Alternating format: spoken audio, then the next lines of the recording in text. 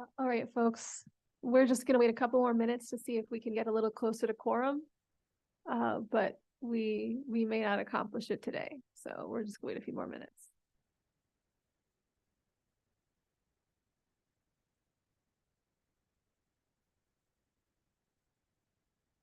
We could do everything but vote, and we weren't planning to vote tonight.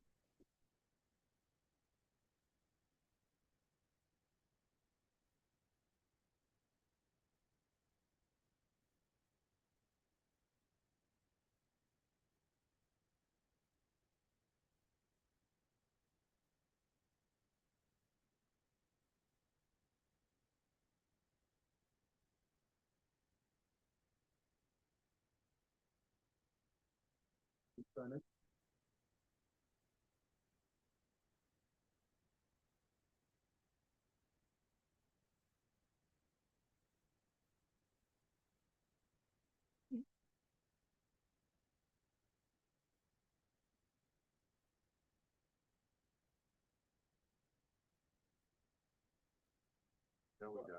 They had space for the community board, and they're gone. They moved back to their original location. Yeah, this is. Yeah.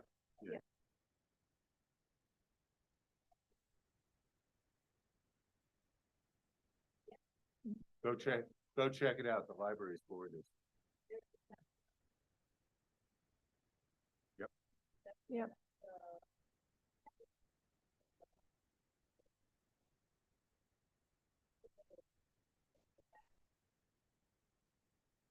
I don't believe that was done. No. Okay.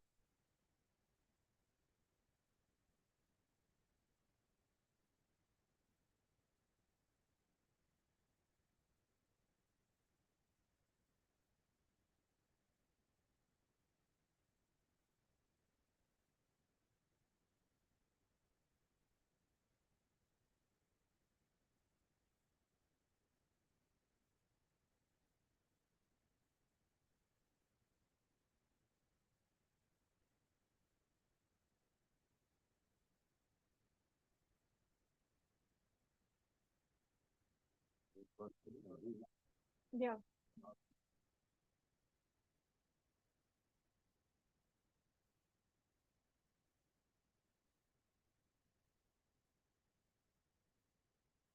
Wouldn't hear from us, you hear from the borough president. But if you applied a few years ago, you put in your application. The applications are open. So go to the borough president's website. I believe it's brooklyn-usa.org.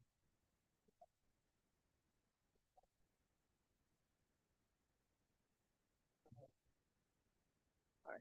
I'm not gonna wait any longer. All right, everyone.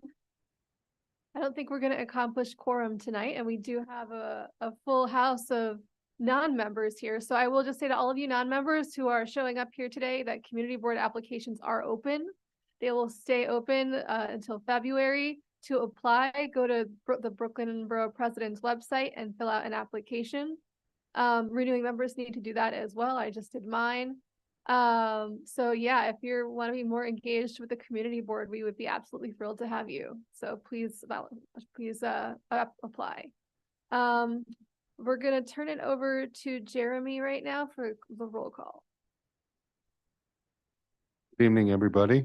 I am just going to call the names of the committee members. And then I guess Esteban, I'll write your name down as well. So let's start with actually, we have no committee members online. So we'll start with Diana Gonzalez. Present.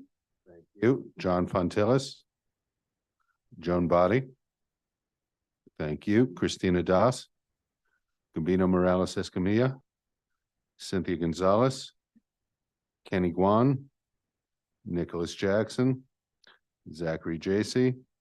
Christina Lem. Paul Mack. Antoinette Martinez. Marilyn Melman. Jamie Nelson. Karen Rolnick. Thank you. Damaris Santiago. Katie Walsh. Roll has been called. All right, since we do not have quorum, we cannot take any votes. However, we can actually do stuff. So what we're going to do right now is hear a presentation from the Department of City Planning on the City of Yes lost all my words, for economic opportunity. And so, Juki, you ready to go? Yes. All right, Thank you. take it away. Evening, everyone. Hi. I want to say, first off, thank you so much for coming out to hear about City of Yes for economic opportunity.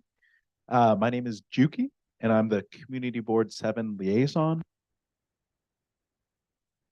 the Brooklyn office of the Department of City Planning. And I'm joined by Caitlin Grossman.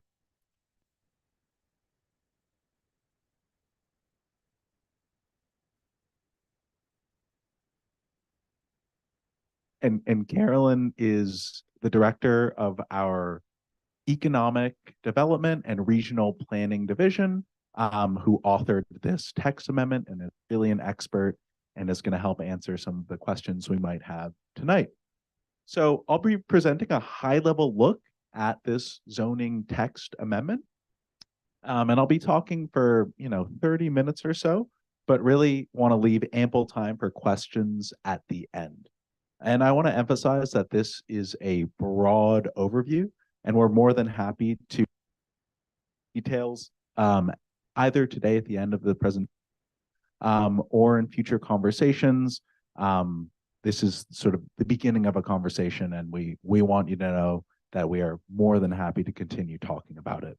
I also want to note that in response to requests from various boards, including Community Board 7, we will be accepting comments from boards through the end of January. All right, slide.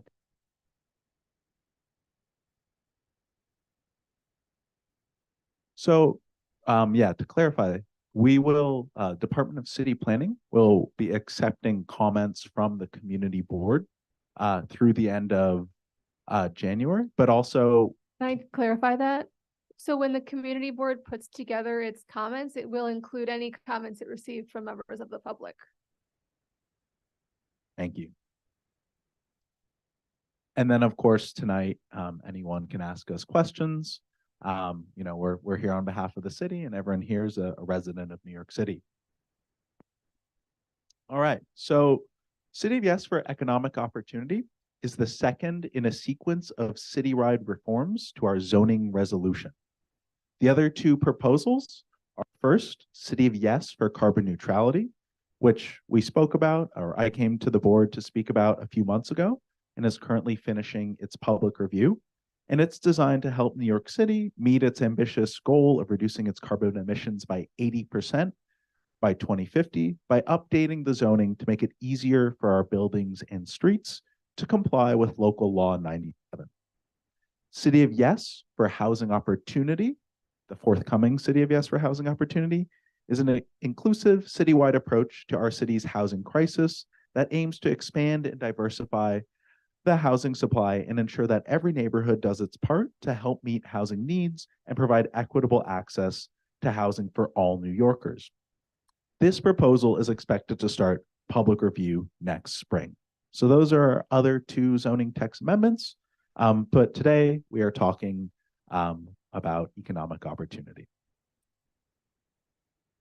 So before we dive into the policy itself, I think it's helpful to go over what zoning governs when it comes to businesses in New York City.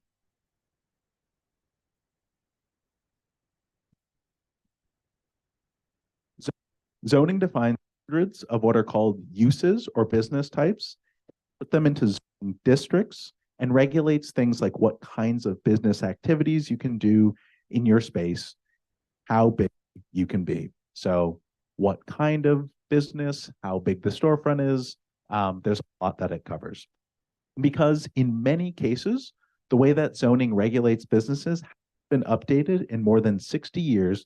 They're outdated and sometimes counterproductive regulations on business activity, like preventing a bar from advertising the time a band might perform, or a strict square footage cap on how much space a bakery can devote to baking.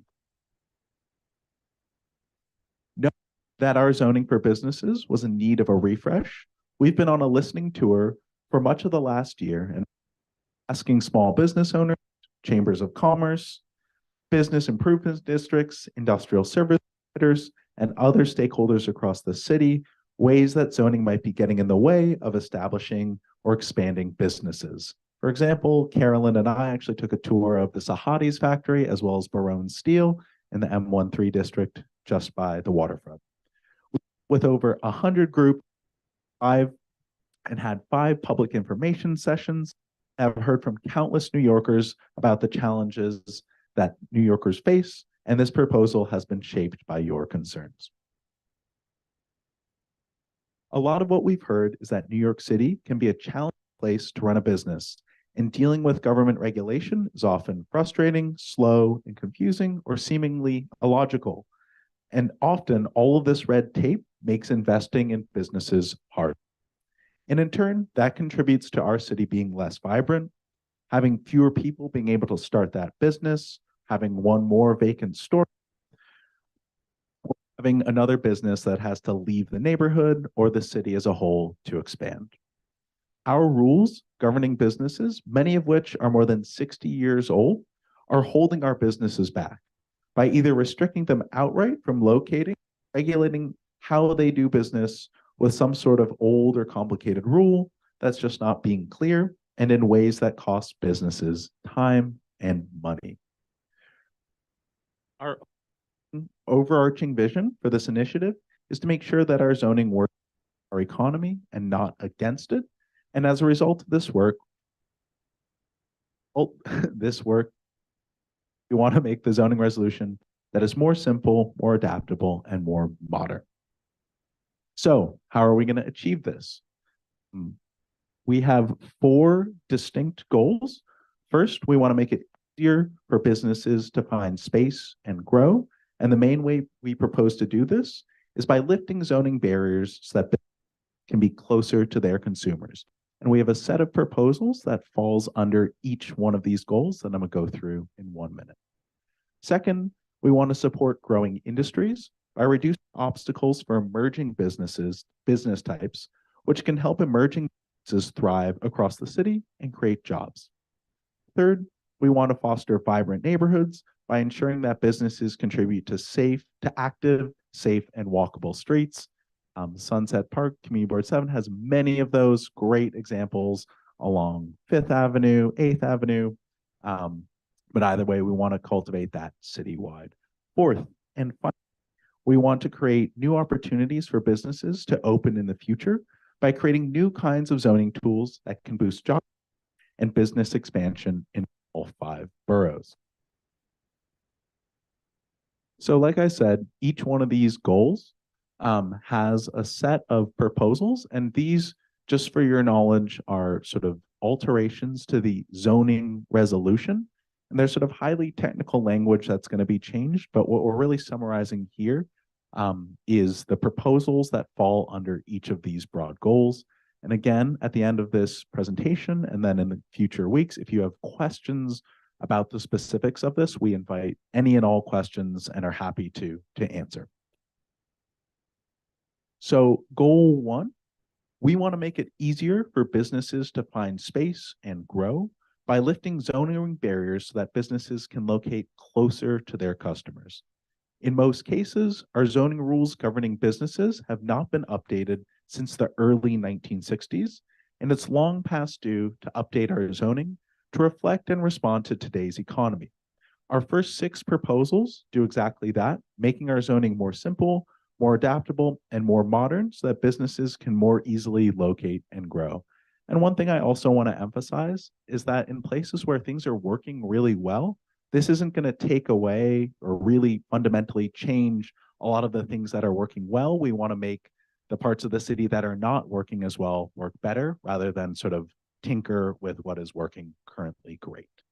So today, proposal 1, today, storefronts that are deemed non-conforming face an arbitrary 2-year time clock for reactivation, or else they might have to remain vacant, a direct contributor to vacancy in our city. We're proposing to remove that time clock so that vacant storefronts can be reoccupied.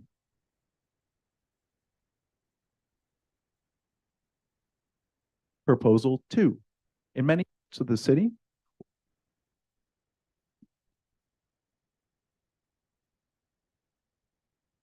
Yeah, well, okay. Do you mind if I wait to the end to take questions? Or yeah, really, what I can say really quickly, in the zoning resolution, there's a clause that basically means if a store that is a non-conforming use, so let's just say a deli in a residential neighborhood, so a commercial use on a residential street, if let's say it's been occupying the space since 1950 and it shut down due to some reason or other, if it basically, and Carolyn, correct me if I'm wrong here, but basically, if the vacancy is over 2 years, if someone comes in and says, hey, I just want to open up that deli that was been there since 1950, just want to, for some reason or other, it closed down or a new owner wants to come open it, they're unable to do that. And basically, we believe this contributes to like vacancies in places like where we would rather not see vacancies. And I can try to get into this a little bit more, but does that sort of make sense? Okay. And again, actually, maybe I should clarify this too. Planners, we use a lot of jargony language. If there's an acronym or something you're like, what the heck does that mean? Like, please either write it down and ask us later or call it out, because we want this to be as, easy to understand as possible. And we can really get into details a little too much.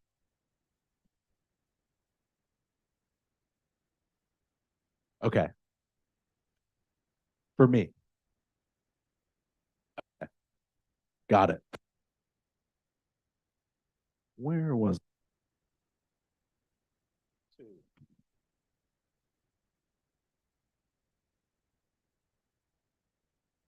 Proposal 2.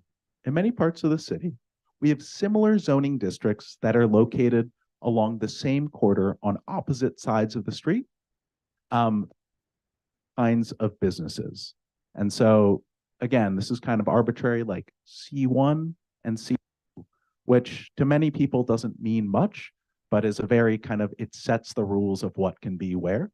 But basically, it's an outdated and confusing set of rules that routinely holds back business location or expansion. And we're proposing to basically simplify the differences between what are already very similar kinds of zoning districts to make it easier for businesses to know where they can locate. An example of this is on 8th Avenue, sort of south of the park. There is along one side, the west side of the district is mapped C24, and on the other side is C13. And my point with this is that they're very arbitrary differences literally across the street.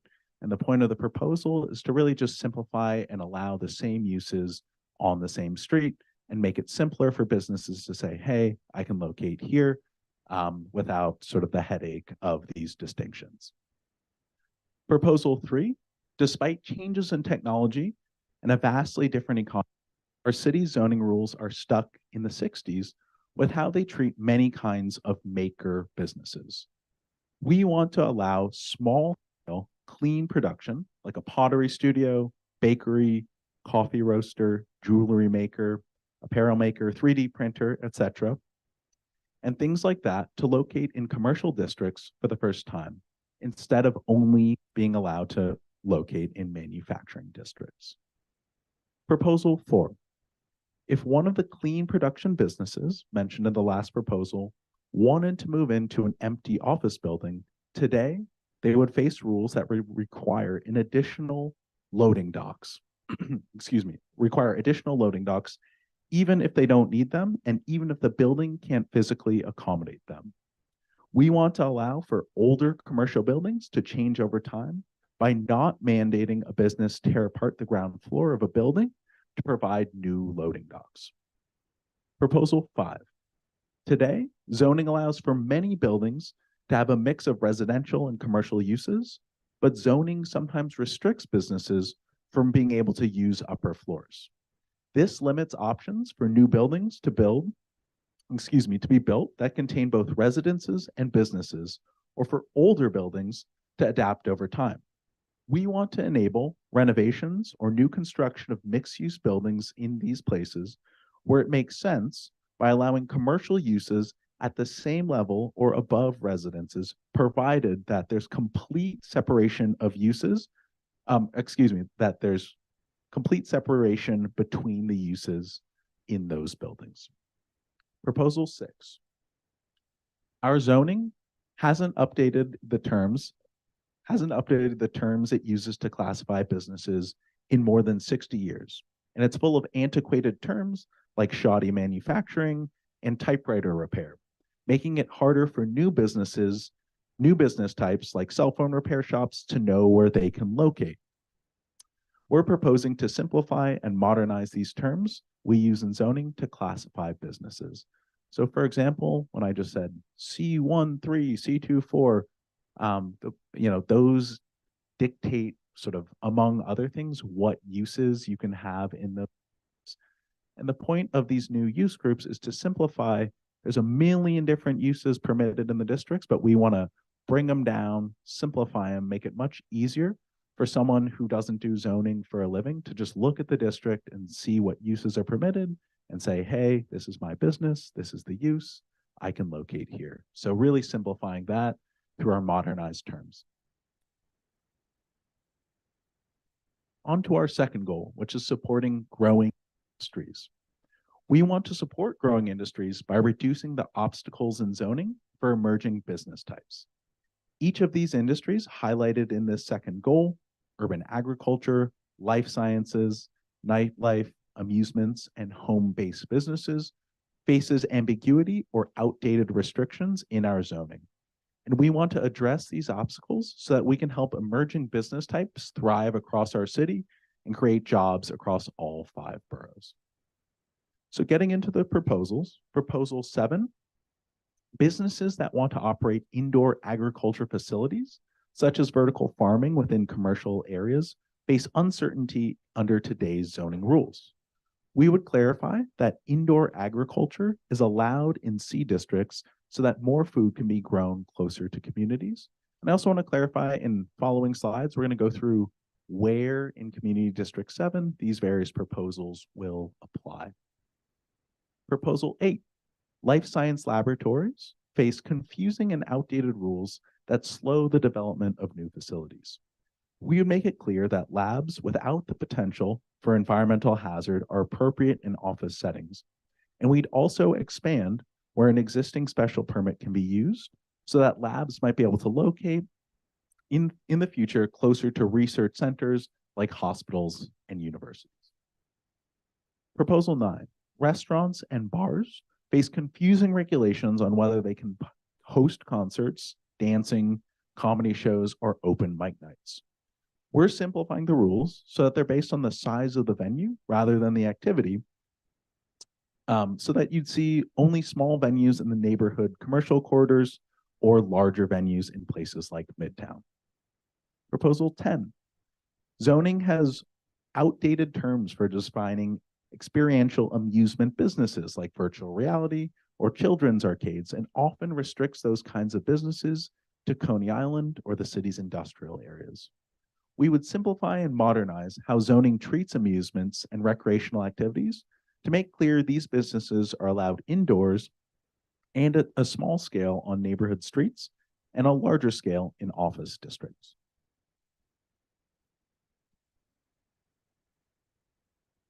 Proposal 11. Many New Yorkers start their businesses in their home, and zoning allows for a wide range of home business types, including lawyers, jewelry makers, and music teachers. The pandemic changed how New Yorkers work from home, but zoning hasn't kept up, prohibiting specific occupations like barbers or interior decorators, and other restrictions that hold back business creation. We're proposing to enable entrepreneurship with modern rules for home-based businesses, keeping in place safeguards that ensure any home-based businesses are being good neighbors. Goal 3, fostering vibrant neighborhoods. Our third goal is to foster vibrant neighborhoods by ensuring businesses contribute to active, safe, and walkable streets. I think we have a lot of examples of that in certain parts of Sunset Park in Community District 7 and in Windsor Terrace as well. Economic vibrancy isn't just about what occurs inside a building, but also how a business interacts with its surroundings. Inconsistency in existing streetscape regulations, or in some cases, a total absence of zoning rules, means that there's no way to curb some of the worst outcomes of a business activity spilling out into the public right of way or creating conditions that are unpleasant or even unsafe for passing pedestrians and cyclists. Our three proposals in this goal are designed to ensure that businesses contribute to active, safe, and walkable streets. Excuse me, I'm going to take a sip of water. One sec. My water bottle's right there. Thanks, Carolyn.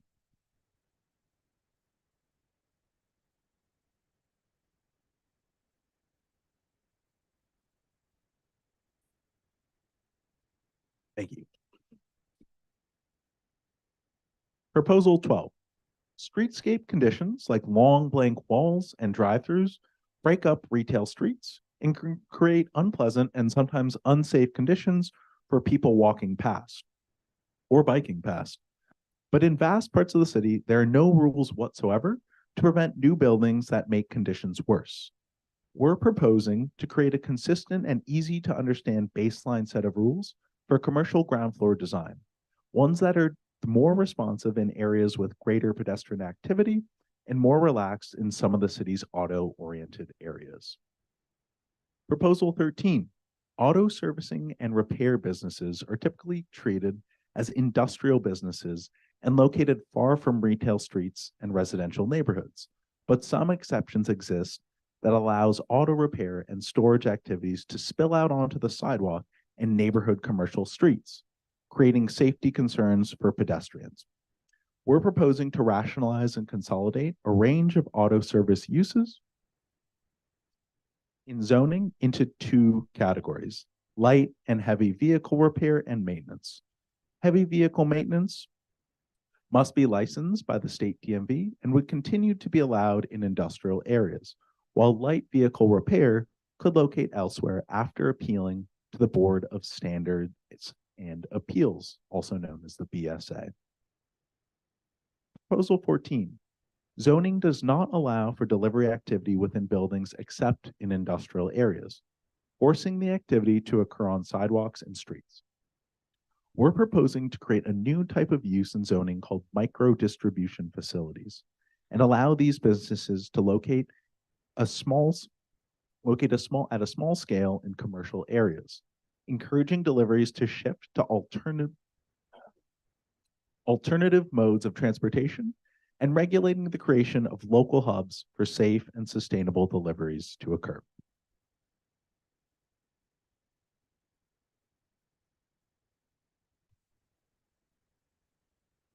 Our fourth and final goal is to create new opportunities for businesses to open by establishing new zoning tools that can boost job growth and business expansion. Our zoning resolution contains many kinds of tools which can be used to initiate a discretionary process to change an area's underlying regulations, including special permits from the Board of Standards and Appeals, the City Planning Commission authorizations and special permits, and zoning districts. As we're seeking to modernize our city's zoning to support business location and growth, we also need to update our zoning toolkit so that businesses can have better access to pathways that can enable their expansion or adaptation. Our last four proposals all create new kinds of discretionary zoning tools for future economic success of our city. So proposal 15. Many large-scale residential developments, such as NYCHA campuses, are zoned as residence districts, meaning that retail services, maker spaces, and such cannot easily located, and placing residents of those developments that are further away from local goods and placing residences that are further. This proposal would create a CPC authorization to allow up to 15,000 square foot of commercial space in existing or new construction on large-scale residential campuses, giving residents greater access to basic necessities or the space to grow a new business. And for those not familiar with a CPC authorization or special permit, These are processes whereby people, and in this case, like NYCHA, for example, can apply to the City Planning Commission to, again, for example, open up a maker space or residential store on a campus. Again, the sort of discretionary process. Proposal 16. Some portions of New York City are not within walking distance of a local retail store, like a bodega, and zoning has no pathways to potentially allow a new locally serving business to open. We're creating a discretionary pathway where businesses could initiate a process to locate a new corner store, provided that the store does not generate any environmental concerns or traffic congestion. Proposal 17. In some instances, businesses lack options for waiving certain non-floor area regulated zoning rules. So we'll get into more details on that later. For instance, film studios often struggle to build sound stages because of certain zoning rules like yard requirements and setback heights. Or a clothing store might want to expand to occupy an empty second floor, but find the size limitations or location rules prevent them from doing so. We're expanding the zoning toolkit so that businesses can initiate a process to waive some zoning rules on a case-by-case basis. Proposal 18. Lastly, in some instances, our zoning districts, not discretionary pathways to modify them, are obsolete. This is particularly true of our city's manufacturing or M district designations, such as there are quite a few of those in Community District 7. Currently, low density options, physical design rules, and parking make it impossible to build loft-like buildings, even in areas where they already exist. This proposal will create a range of new job-intensive zoning districts at a range of densities and heights that expand the zoning toolkit for future rezonings. And I want to emphasize that this is not a rezoning or a changing of the existing district per se, but the creation of a new set of tools that can be employed when they seem opportune. So moving on to talk a little bit about how the proposal will affect the district itself. These are citywide proposals to change our zoning, and they apply to all 5 boroughs and all 59 community districts throughout the city. So I want to get in a little bit to what it looks like for Community District 7. Here's a snapshot of the local economy, and as of this year, using figures from the New York State Department of Labor, Community Board 7, and again, that encompasses Sunset Park and parts of Windsor Terrace, you can see the outline here, has 55,700 jobs spread across a range of sectors. Using information from Live XYZ, a data service company that provides information to the city, we've found that the district has approximately 3,220 storefronts with a wide range of business types occupying those spaces. And what you can see here, and on the right-hand side, there's a map of the district, and all those dots you can see are storefronts, and the colors correspond to the storefront types that you can see in this pie chart here. So the blue dots be food and drink, so restaurants, delis, and the like. The green dots, retail, so clothing stores, electronic goods stores. The yellow services, so that can be whether like medical services or industrial services as well. And then finally, community facilities, which I believe this would probably be a gray community facility dot, like a library, a school, something like that. All right.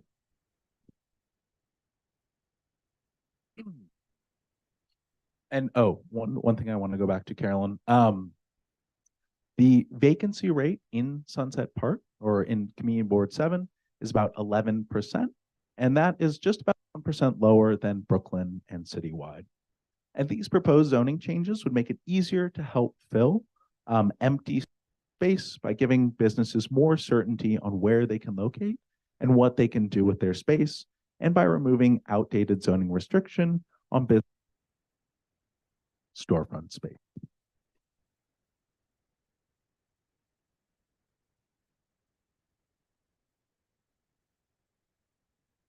So with a better sense of the economic picture in Community Board 7, here's a more focused look on how the citywide proposals in City of Yes for economic opportunity would benefit the neighborhood.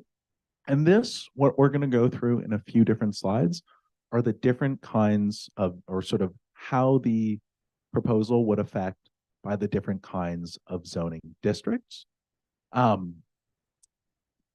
So the proposals that would affect across all zoning districts, and that is residential, commercial, and manufacturing. And just for a quick sense, I think many of you are familiar with these areas, but here that you can see, and that's typically like homes. I think we're currently for 4th Avenue as a commercial corridor, you can see here. And then when you go towards the water, that big purple district that you see, if you think of the larger industrial buildings on the waterfront, that's the sort of larger manufacturing district. Either way, the proposals that would affect all of the zoning districts within Community Board 7 are modernized loading dock rules can more easily adapt over time, simplified and modernized use terms. Again, just simplifying all of the different uses into more kind of legible categories. Businesses having more access to more rationalized waiver process to seek modifications. And then new types of commercial and manufacturing districts to be added to the zoning toolkit so that private applications or the city can use them in future rezonings. So as far as what's applicable to C1 districts, it might be a little hard to see here, but I just want to highlight what you can, in the sort of small areas outlined in red, are the existing C1 districts in Community Board 7. And what I want to highlight too, I think we have, for those a little new to zoning, are that they're commercial districts and oftentimes they're overlaid on top of residential districts. So if you think there are a lot of blocks, even let's say on 5th Avenue, where there's stores along the avenue, and then if you walk down, say, 29th Street, you see stores on 5th Avenue, you turn down the street, and that would be the commercial overlay on the avenue, and then the sort of in the residential, broader residential district. Either way, this is the C1 district, and I'm going to actually just go to the next slide, which is to say that a lot of changes to C1 districts will make them very similar to our C2 districts. So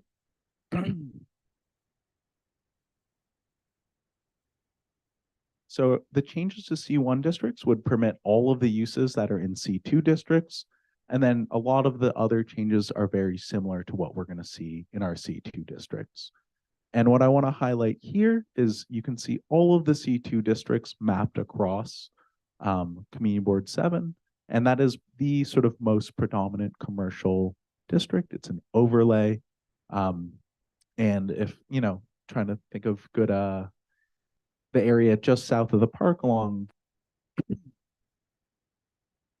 I conjure some examples of this, but I was thinking Prospect Park West, or along 4th Avenue, along 5th Avenue, south of Sunset Park. Great examples of sort of what the typical C2 form might look like. But going through the permitted changes, with the proposed changes, it would allow for small-scale clean production businesses, such as food and beverage makers, jewelry makers, or apparel makers up to 5,000 square feet. Commercial uses would be able to occupy the 2nd floor of mixed-use buildings and able to fill space that, let's say, like a doctor's office might leave empty on the 2nd floor. Again, they'd have a simplified and modernized citywide use framework for classifying businesses and zoning. Urban agriculture businesses, which can operate in a greenhouse today, could also operate now inside a building instead. Bars and restaurants with entertainment that has a cover charge or specified showtime could operate with up to a 200-person capacity, accounting for the correct amount of space. And again, of course, permitted by the Department of Buildings with the maximum occupancy. Experiential amusements and recreational businesses like virtual reality or arcades would be allowed up to 10,000 square feet. New design rules that ensure there'll be new design rules that ensure buildings contribute to their surroundings and the streetscape. And new light motor vehicle repair and maintenance shops would be allowed, but only after seeking approval. And again, this is an approval process by the Board of Standard and Appeals, and establishing a site plan that contains their activity within a zoning lot, so making sure that it does not spill over onto the sidewalk or sort of lots nearby.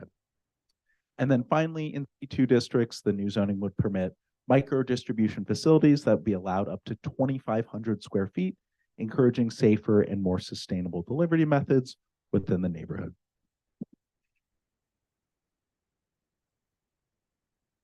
So as far as what is allowed in C4 districts,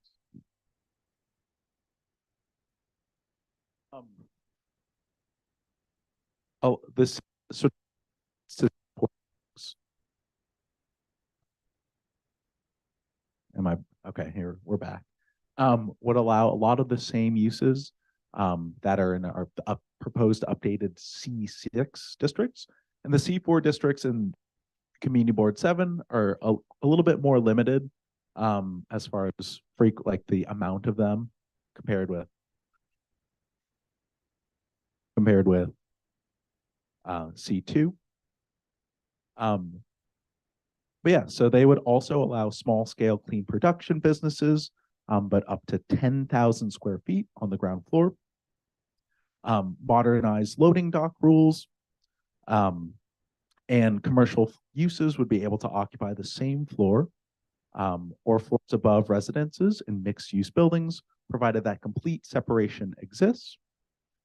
Again, simplified uses, permitting urban agriculture, permitting, again, yeah, the same with bars and restaurants, being able to go into that later.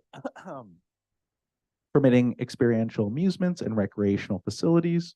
Again, new design rules, the same discretionary light motor vehicle and maintenance shops permitted, and micro distribution facilities allowed up to 5,000 square feet on the ground floor, with additional allowances above, again, encouraging safer and more sustainable delivery methods. So broadly, that's how the proposals are applicable in our commercial districts. I have quite a few questions, and there are areas here where I'm sure Carolyn can answer quite a bit more than me. But going into how they would affect sort of residential districts. And I want to note that on the map you see here, all of the yellow area are the residential districts within Community Board 7. In some residential districts, vacant storefronts can become reoccupied regardless of how long they're empty. And then in other residential districts, vacant storefronts face a 2-year time clock. And this is what we were talking about earlier. But this proposal removes that time clock in places where it exists. So this is the question you had asked earlier, and that's where it's going to apply. There are also modernized rules for home occupations to enable a wider range of home-based businesses to relax the cap on what portion of your home you can use for business activities, and allow you to legally register up to 3 employees to be associated with your home businesses, and important relief for contractors like electricians or startups that use their home as their business address. We'll maintain existing rules that ensure you're still being a good neighbor by not having exterior signage, and also by abiding by noise and environmental rules and not selling anything you don't produce on site. There's also the availability of a new CPC authorization to allow up to 15,000 square feet of commercial space in existing or new construction on large-scale residential campuses, giving residences greater access to basic necessities or space to grow a business. And again, that's on like a NYCHA campus, for example, large existing residential campuses, not like a small home. And then finally, the availability of a new CPC authorization to allow businesses to apply to create a new corner store up to 2,500 square feet and located within 100 feet of an intersection. So finally, how zoning for economic opportunity would apply to our manufacturing districts. And like I was saying, the purple here are the manufacturing districts in Community Board 7. Some of them are some of the lighter uses, like between 3rd and 4th Avenue, and some are the sort of more heavy uses, much larger buildings that you'd see by the waterfront. So again, the parts of the text amendment that would apply are the modernized loading dock rules, the simplified uses, the businesses having more access to a more rationalized waiver process, and then finally, new types of commercial and manufacturing districts that would exist, and they aren't being mapped by this, but they would just come into existence so that they are new tools that can be mapped when appropriate. So I'm going to finish up here with a couple last slides. Just wanted to reshare the sort of roadmap for this text amendment. After more than a year of getting in front of lots of audiences and presenting our ideas and getting a lot of feedback, we are now currently in the process of going before every community board in our formal review process. And this has been certified, so we are now formally in the land use review process. And this process will culminate in a city council vote sometime next spring. And actually 2 more slides. I want to highlight too that, we talked about a lot today, and I know we'll have a lot of questions to answer. But we want to encourage everyone to take advantage of all of and Jeremy, I'll make sure to share this with you. But there's lots of more information on this proposal, like much more sort of detailed, fleshed out descriptions of what's going on our website, nyc.gov/yes economic opportunity. Again, I'll make sure to share this out, and we encourage anyone to please take a look at this. We want to share, and we understand there is a lot here. And then finally, we've developed a tool for feedback from the board. And this basically, and this I know not going to happen right now, but it's an optional worksheet that the board can complete together, which kind of goes through all of the different proposals and gives an opportunity to share whether support or not, and requested modifications or feedback. Again, we know there's a lot going on, and we want to make sure, A, that the information is available to sort of understand what is being proposed, and then B, that there's a good vehicle for us to hear feedback on it. So with that, I know there's a lot of talking, a lot of jargon. We're going to open it up to questions. And I don't know if there's a process for that. There is a process. We're going to start with board member questions and then go to everyone questions. I see a hand happening, but I'm going to exercise my privilege as chair and start out myself. So there's a part of this includes having commercial space on upper floors. That's currently residential space now, right? So wouldn't we be losing housing?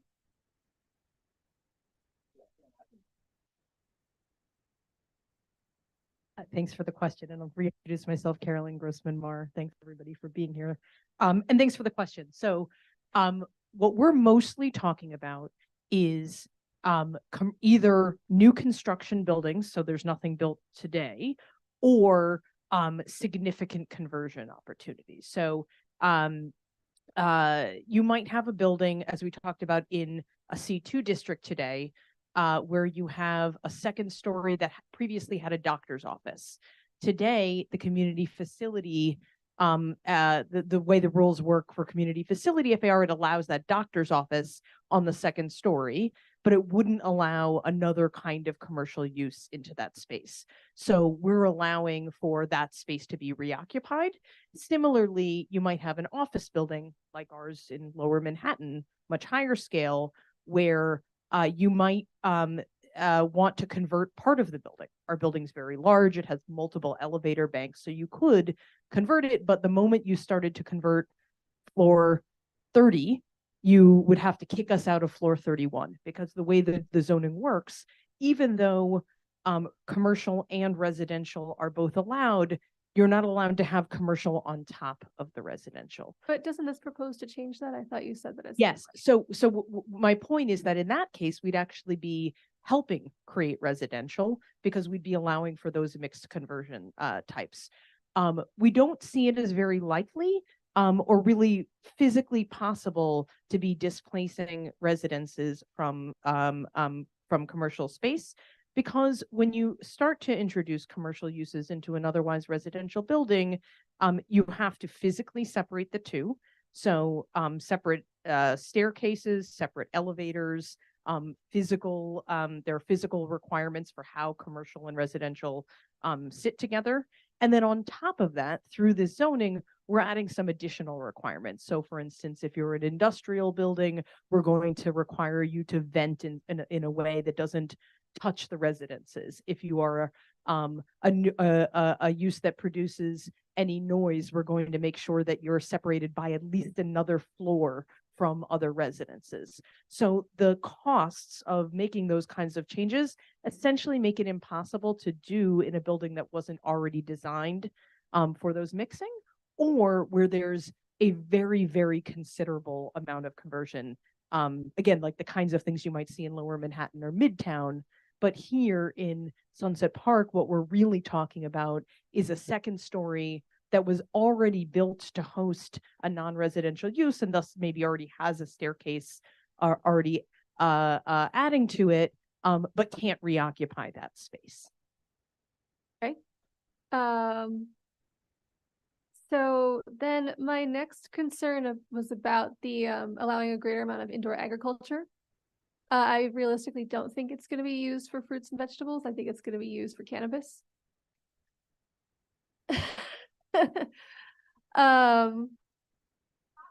Yeah, surprise. So I don't know. I guess that's just a comment noting that maybe like adding a bunch of pot farms to the community is not the best and brightest use of our zoning resolutions. And then One quick comment, and sure. I think just a couple quick things. One, we hear that, and this is certainly not the first time we've heard it. We do want to highlight that the state does have pretty stringent regulations on starting up those farms. And also, I believe the mayor just announced today increased enforcement of a lot of the currently unregulated stores that we're seeing on the street.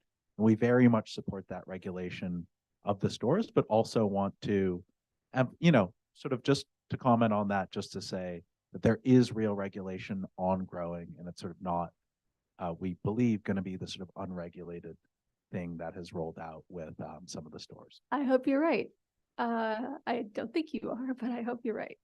On another note, so one of the issues that we've seen quite a bit of is with these car repair places that park on the sidewalks. I know you talked about making some changes for future developments. Does this in any way affect the currently existing car rental or car repair places?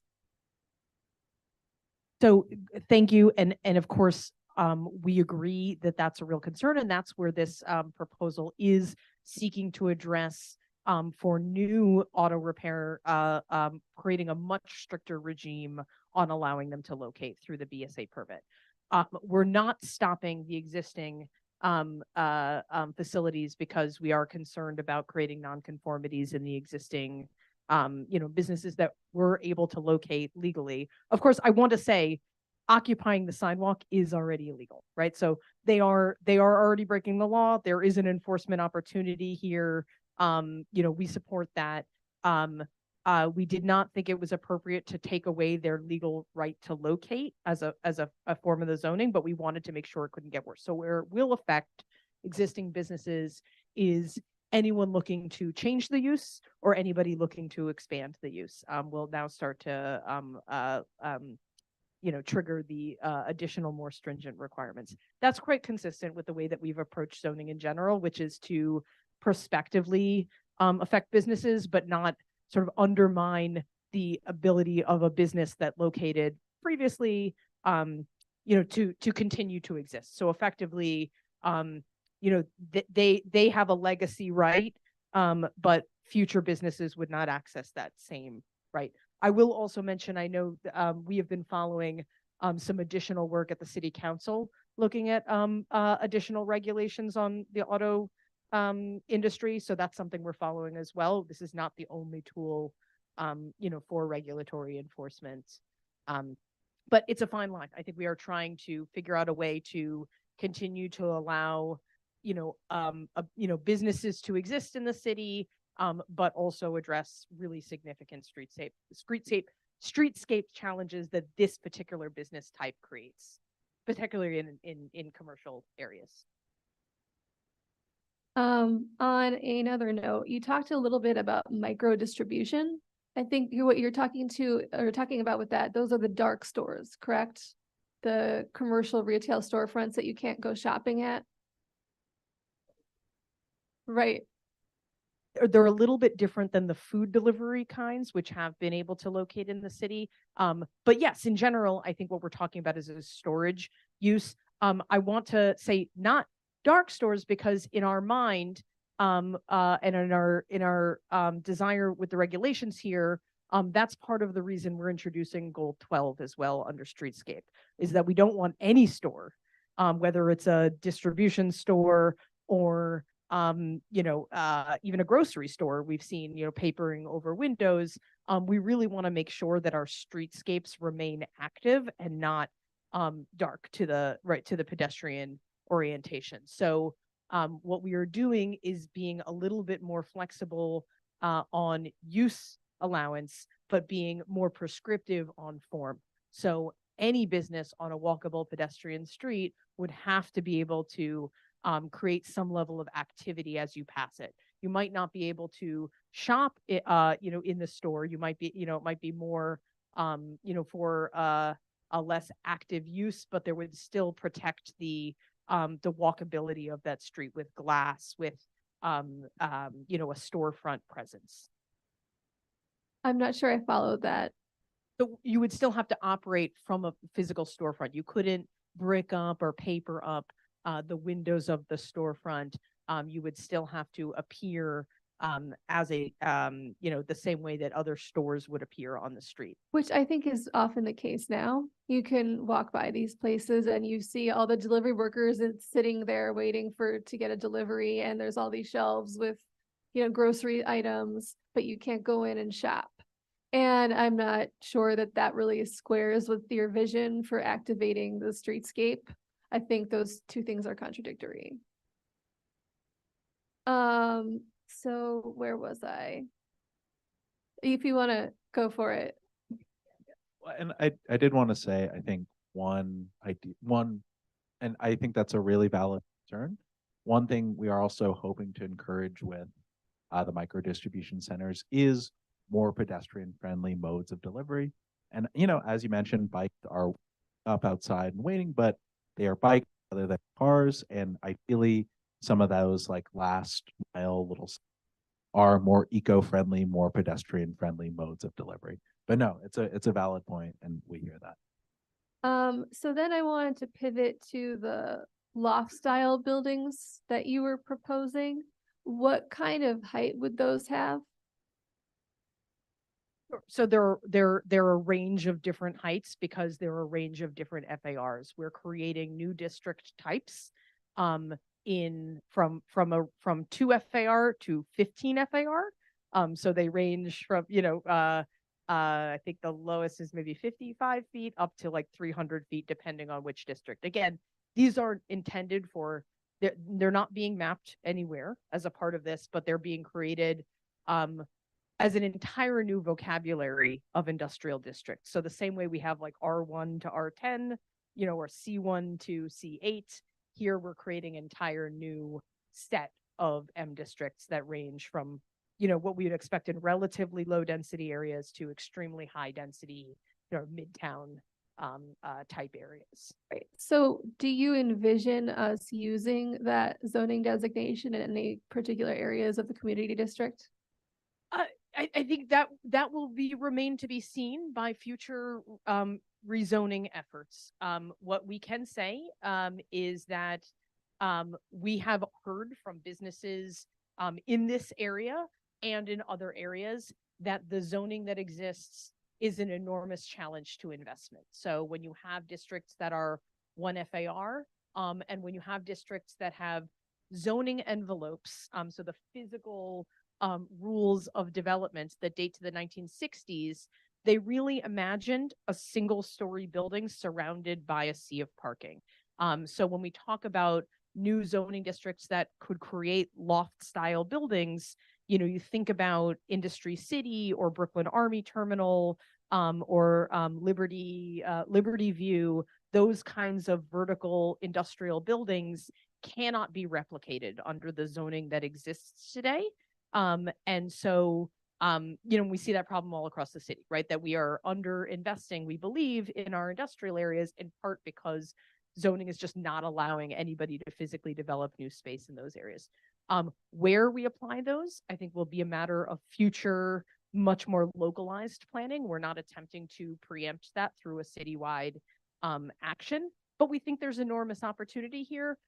We've certainly also worked closely with Southwest Brooklyn Industrial Development Corporation. Jesse is in the room here, who I know has a lot of thoughts on where these could be useful in the future. So, again, we won't preempt that process, but we think there's certainly potential here, and we certainly see the challenges of the zoning that applies, that exists in the M3 areas. I want to go back to the ground floor street design. How is zoning capable of altering that? How do you, what exactly does that entail? I keep going, Jiki. I stole the mic from you. Sure. So zoning has a lot of physical, a lot of tools that allows us to think about how a building meets the sidewalk and meets the street, right? So when you walk down a street that you like, there are certain features of the building that contribute to whether you experience that positively as a pedestrian or negatively. So starting with how many curb cuts are there? How many places, for a car to cross the sidewalk might there be? Are there are buildings set back from the street? Do you have drive-throughs, cutting up the street, right? You think about like suburbia, right? It's not very walkable at all. It's all drive-throughs, right? But we have areas like that in the outer parts of the city. So the amount of curb cuts you have, the amount of places you have for cars to access the lot, how blank are the walls, right? Is it storefront after storefront after storefront, or do you have a concrete wall spanning, 150 feet down a block? Do you have parking garages that are, breaking up what would otherwise be continuous storefront access? When you have storefronts, are they glass, or are they, covered up in some way? Do you have lobbies or other kinds of inactive non-commercial uses on a commercial street?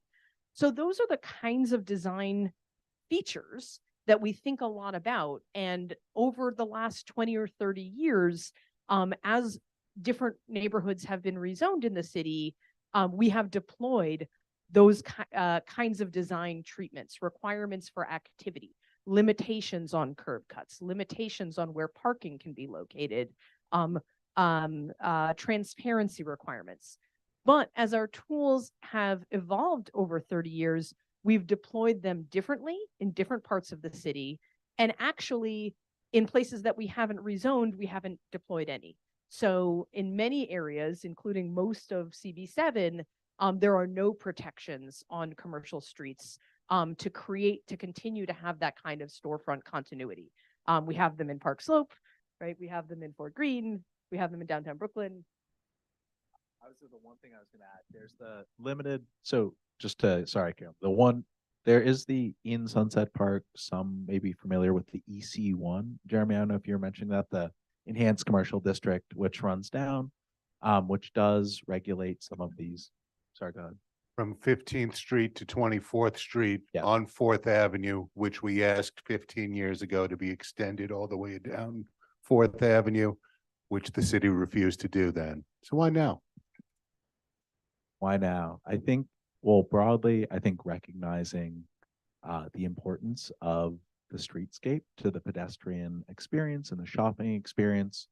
But one thing, I wanted to highlight here is that there are so many great walking corridors in Community District 7, where what is naturally occurring with the stores makes for just what I think is a really lovely pedestrian experience and a great shopping experience, the sort of vibrancy of the neighborhood. And I think we're trying to, in many ways, replicate some of the best things that have occurred naturally, and then also not impose any restrictions on what is there currently and what has grown organically to become, I think 4th Avenue is one of, especially 3rd and 4th and 5th Avenue, some of the sort of, maybe particularly 5th, some of the best commercial quarters in the city. And again, we want to keep that and replicate that elsewhere.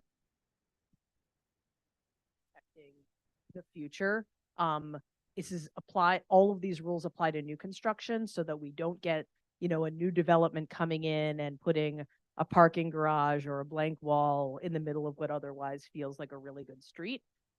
Or that we don't see somebody, take an existing commercial building and turn it into something that has that really deadening effect on the street. So we think that kind of protection, makes a lot of sense. You're not wrong. There are communities that have been asking for these kinds of extensions for decades. And I think we're recognizing that there's an inequity in the way that we've mapped streetscape requirements only in neighborhoods that are being rezoned. So we're looking to create that citywide level playing field. And you had mentioned around campuses like NYCHA campuses, making some changes there. Are there any spaces like that in the CD7 district that would apply to? I don't think there are any large enough residential campuses, but I can make sure to look that up. And I'm trying to think of the large institutional, maybe like Lanka, but I don't believe, but I can look that up. Okay, and I have one final question. Yes. With the you talked about people who are making stuff in their homes being able to sell things, and you suggested that they wouldn't be allowed to sell anything they hadn't made. Is that correct? That's correct. Absolutely. That is. Okay, that strikes me as an incredibly arbitrary rule, but is really trying to distinguish it between that and a storefront, right? So we the rules on the books today try to strike that balance, right? And say you can work from home, you can have, you can have workspace in your home, but you can't have signage, you can't sell other stuff that you didn't make here, because then you're just a store operating out of your apartment. And we think that's a sensible rule to keep, right? Because we do want stores, but we want them in commercial spaces. That's different than somebody knocking on your neighbor's apartment to come and, buy stuff that they bought on Amazon, right? These are all trying to strike a balance. We agree that there's some, we want to recognize the world of work from home, but we think that's much more about recognizing, people making things, or people being on their computers more, or people running a small business, but not necessarily running a store out of their home. and Jeremy had a follow-up on that. Yeah, I have a specific one on that. I have a lot more, but I will wait until everybody else is done.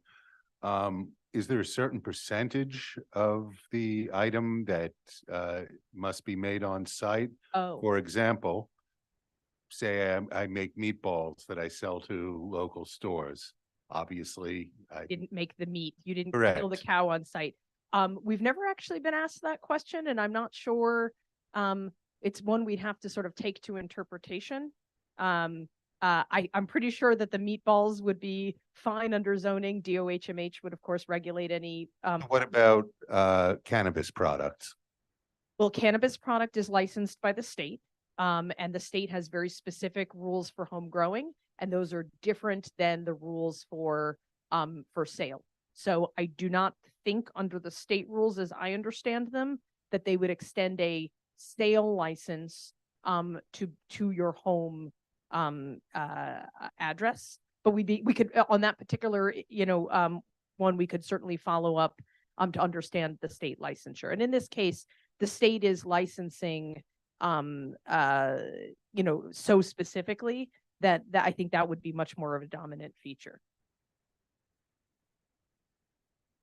I think the state licensing is being rolled out every week, which is again different than what has clearly been a challenge on enforcement, which we share the frustration and obviously the frustration as well. All right, board members. Yeah, Joan.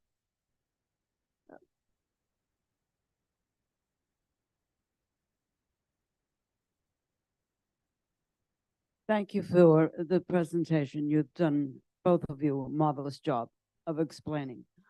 Let's go back to new builds with the mixed use where, well,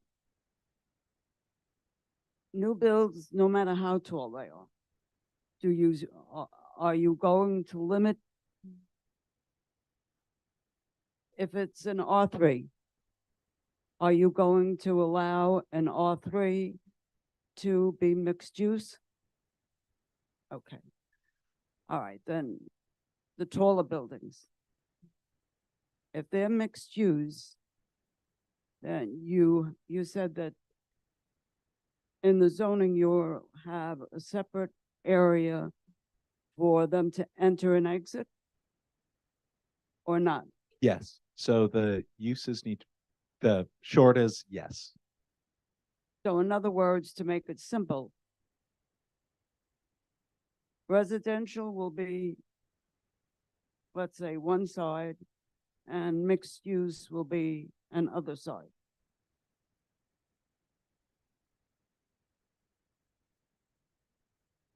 The mic. No, I'm not, I don't mean on the ground floor. Well, but that's what so think about on a few cases, you would sometimes see a second story, like a doctor's office on the second story. Okay, let's not talk about a doctor's office on the second floor. Let's talk about a manufacturer.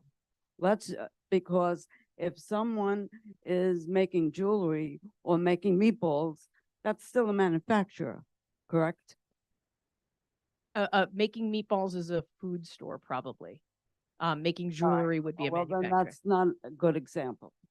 If they're making jewelry, if they're making clothes, anything that would be in a store would be not accessed from a residential. So you see anytime you see a store on Fifth Avenue, whether it's on the ground floor or the second story, it's being accessed through maybe a stair that goes from the ground floor to the second through the commercial space, or maybe through like the way the brownstone has a staircase up. right. That's not being changed.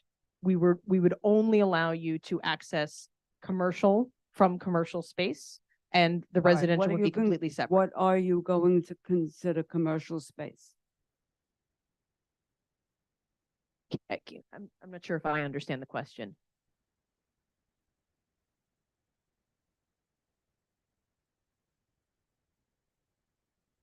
Lawyers' offices, doctors' offices, Yes. what else?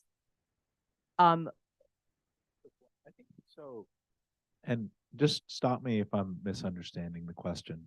I think what Don't misunderstand my question. My thinking is that if you have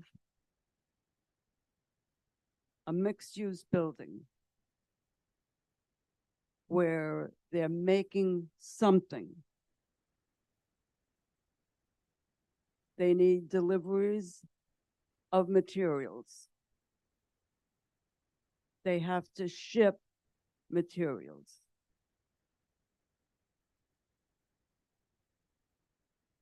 If it's a business that wants to advertise, whatever the business is, are they going to want to put a sign outside of their house? All of these things have to be thought of, because let's go outside this box for a minute. Let's go to the Department of Sanitation, where now Brooklyn has to do composting. Nothing was thought of before time. I live in a complex of 69 units. I have 2 garbage areas. One has composting bins, the other doesn't. Why? Because the Department of Sanitation didn't think outside the box. In this particular case, where you have a mixed complex, you have to think of everything. If anything is left, then you have chaos. Now let's talk about the hub. What are you planning for a delivery hub that you had this So the micro distribution centers? truck that was parked?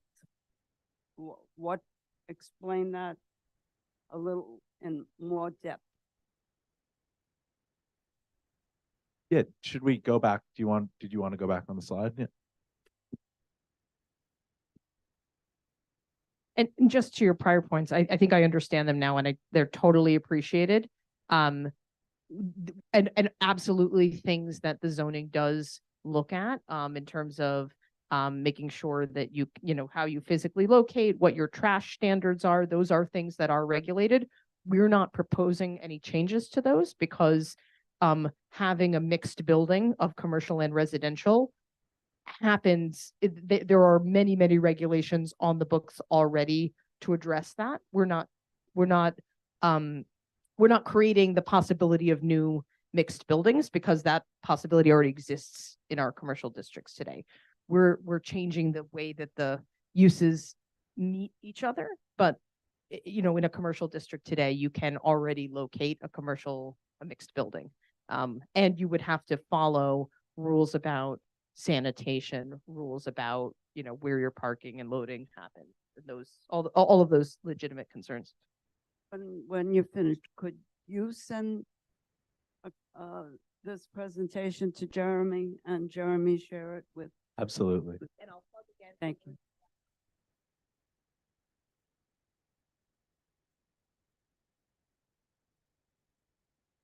We're also happy to take some time to sit down and talk and come in. And just about this, with the picture of the truck, the intent here is with the micro distribution facilities, we're allowing to sort of locate what is often sort of a last stop in the delivery. You know, a lot of people order a lot of stuff. That's sort of the world we live in.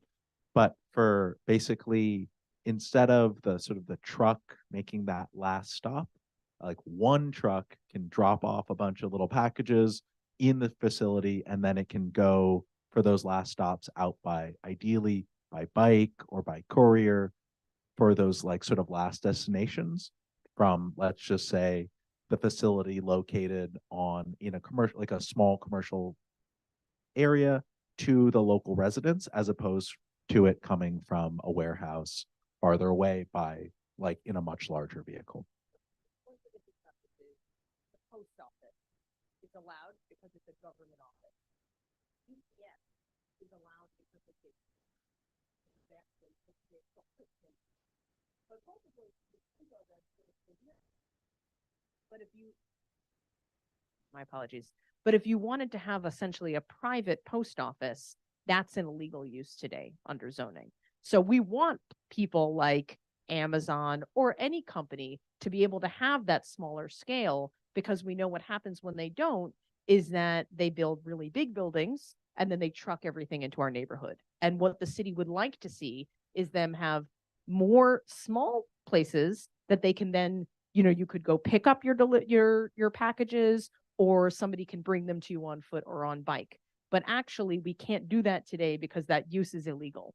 So we're working really closely with the Department of Transportation that's trying to push on all these levers to change our freight system, but some of them they can't do yet because the use is literally illegal. So that's what we're doing here, is trying to make that more possible. And it's one of many levers for trying to shift the way the city meets, a really like strong demand for more packages coming to the city, right? We know that's continuing to happen. We know that that has really difficult environmental effects.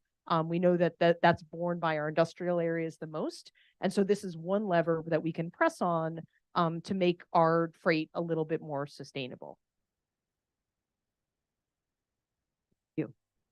Any other board members wish to speak?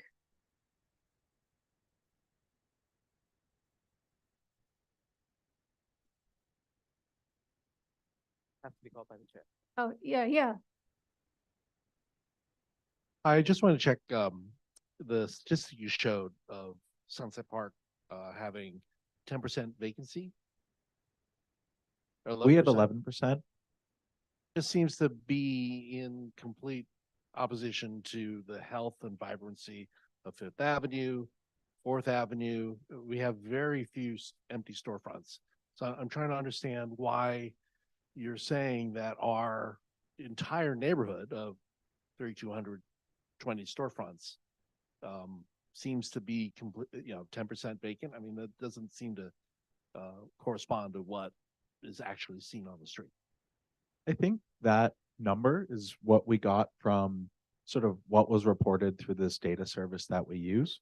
And I think part of it too, it doesn't necessarily reflect the really vibrant commercial quarters. I think it's just the sort of on a measure of the aggregate of the storefronts of all the entire district.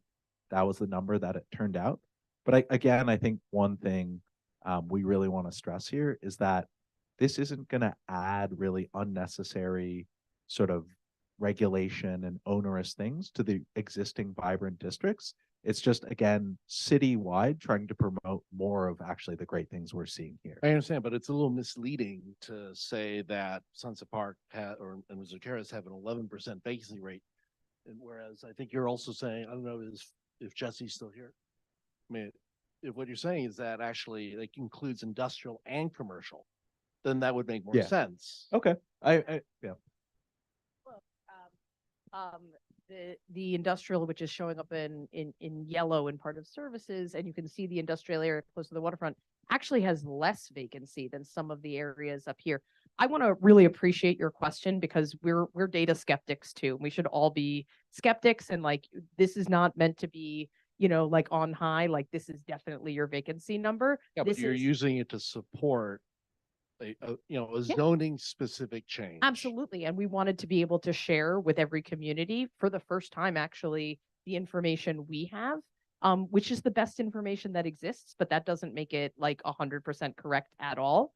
I can tell you Live XYZ, which is the company that the Well, city... I mean, I'm not really that. Honestly, what's more important, I think, is the issue of you're trying to create a series of zoning tools, which we all know is really kind of a ham-fisted way of creating, vibrant neighborhoods and urban design that really reflects a true neighborhood. And I would also go so far to say, I think the danger of a lot of these conditions that you placed on this proposal may sap some of the vibrancy of what Sunset Park is known for. For example, the idea of having second floor commercial. We see it on 8th Avenue, where we have a whole bunch of commercial stores on our side of CB7 side of 8th Avenue. We see the commercial uses being placed on second and third floor only because the overlay is 150 feet, whereas the urban design of the block is 100 feet. So we have in a residential district all along 8th Avenue in the 40s and the 50s, 30s and 40s, I'm sorry, 40s and 50th streets, you see all these stores which are intruding into the neighborhood block because of this kind of thing that you're not even addressing really in terms of the overlay versus the urban design. And then the idea also of having a vertical thing, I mean, that's horizontal, but now vertical, if you're allowing a urban agricultural space, we are a neighborhood. We're one of the few completely contextually zoned neighborhoods and districts in the city. So you're not gonna, this whole neighborhood is built on townhouses and brownstones. So we're gonna allow a urban agriculture space in a 3,000 square foot house on the second floor. I don't think you're really addressing the urban design aspects of this proposal on vibrant neighborhoods like Sunset Park. Yeah, I'm not, just to be clear, I'm not clear on how anyone would locate a urban agriculture. On a You second want to story on a have the residential. ability to have commercial or industrial uses on the second floor In of a commercial building. district accessed separately from residences. So what you're describing is not what we're proposing, and it's not possible. But if you're allowing a residential use to be below a industrial use, right, in a mixed use condition, Like for example, just the urban agriculture use, it would only be in the C overlays, right? So I that's think, 8th Avenue.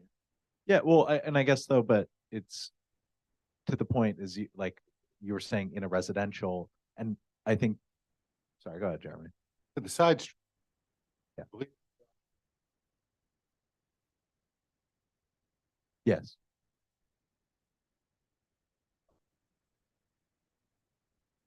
Yes.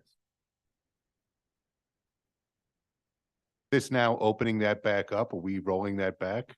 No, so that's in terms of, I understand in the 2009 rezoning, the general idea of mapping C24s, and again, sort of in the minutia, is that they extend, like you were saying, 100 feet in, like away from the avenue versus 150 feet. We wouldn't be changing the district, the sort of shape and boundaries of the district. We're just changing a little bit of what is permitted in the district. And one thing I will say is, as a citywide zoning text amendment, it's not completely perfect in the sense that there are, areas where there's other existing zoning where, like, maybe in reality a C24 is more appropriate on 8th Avenue than a C13 because it is slightly, it brings it closer into the avenue.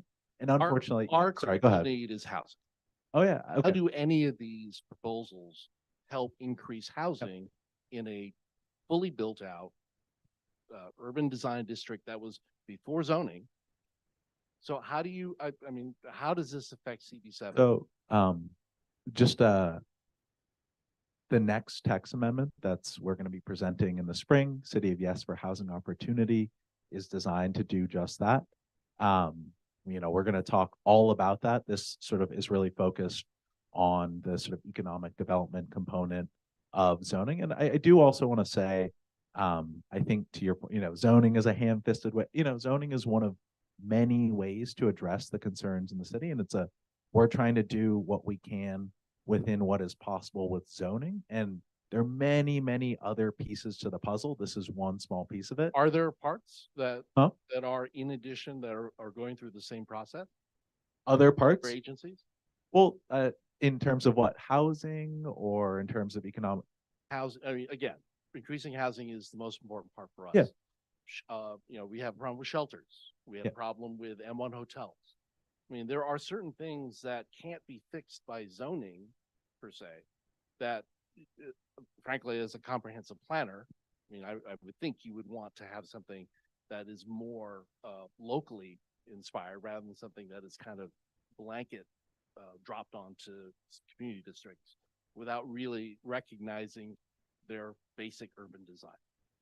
Well, I think just to respond to that, as far as housing, for example, there's the Department of Housing Preservation and Development, which has a whole suite of programs a design to address various housing needs. We would love to see way more money available for this, but we're operating with what we have currently.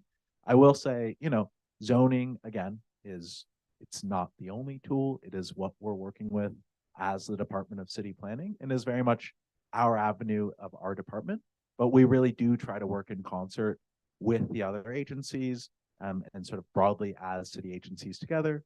But again, there's what we do and there's a lot of what other agencies do, and we do try to work together, and we hope it lines up. Agreed, and understood that, you're asking us to really take on faith that all these proposals will have a positive impact on the district. I'm not sure yet.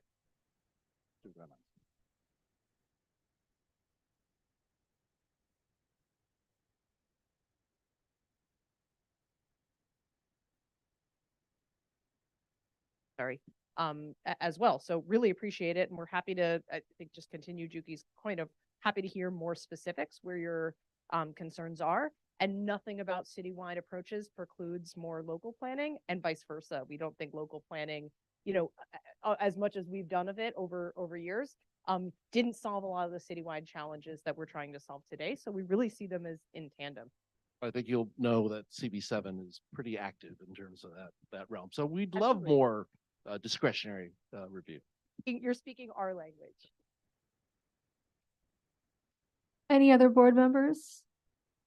Seeing and hearing none, we will move to community members. I see a few hands. I see one there and one there.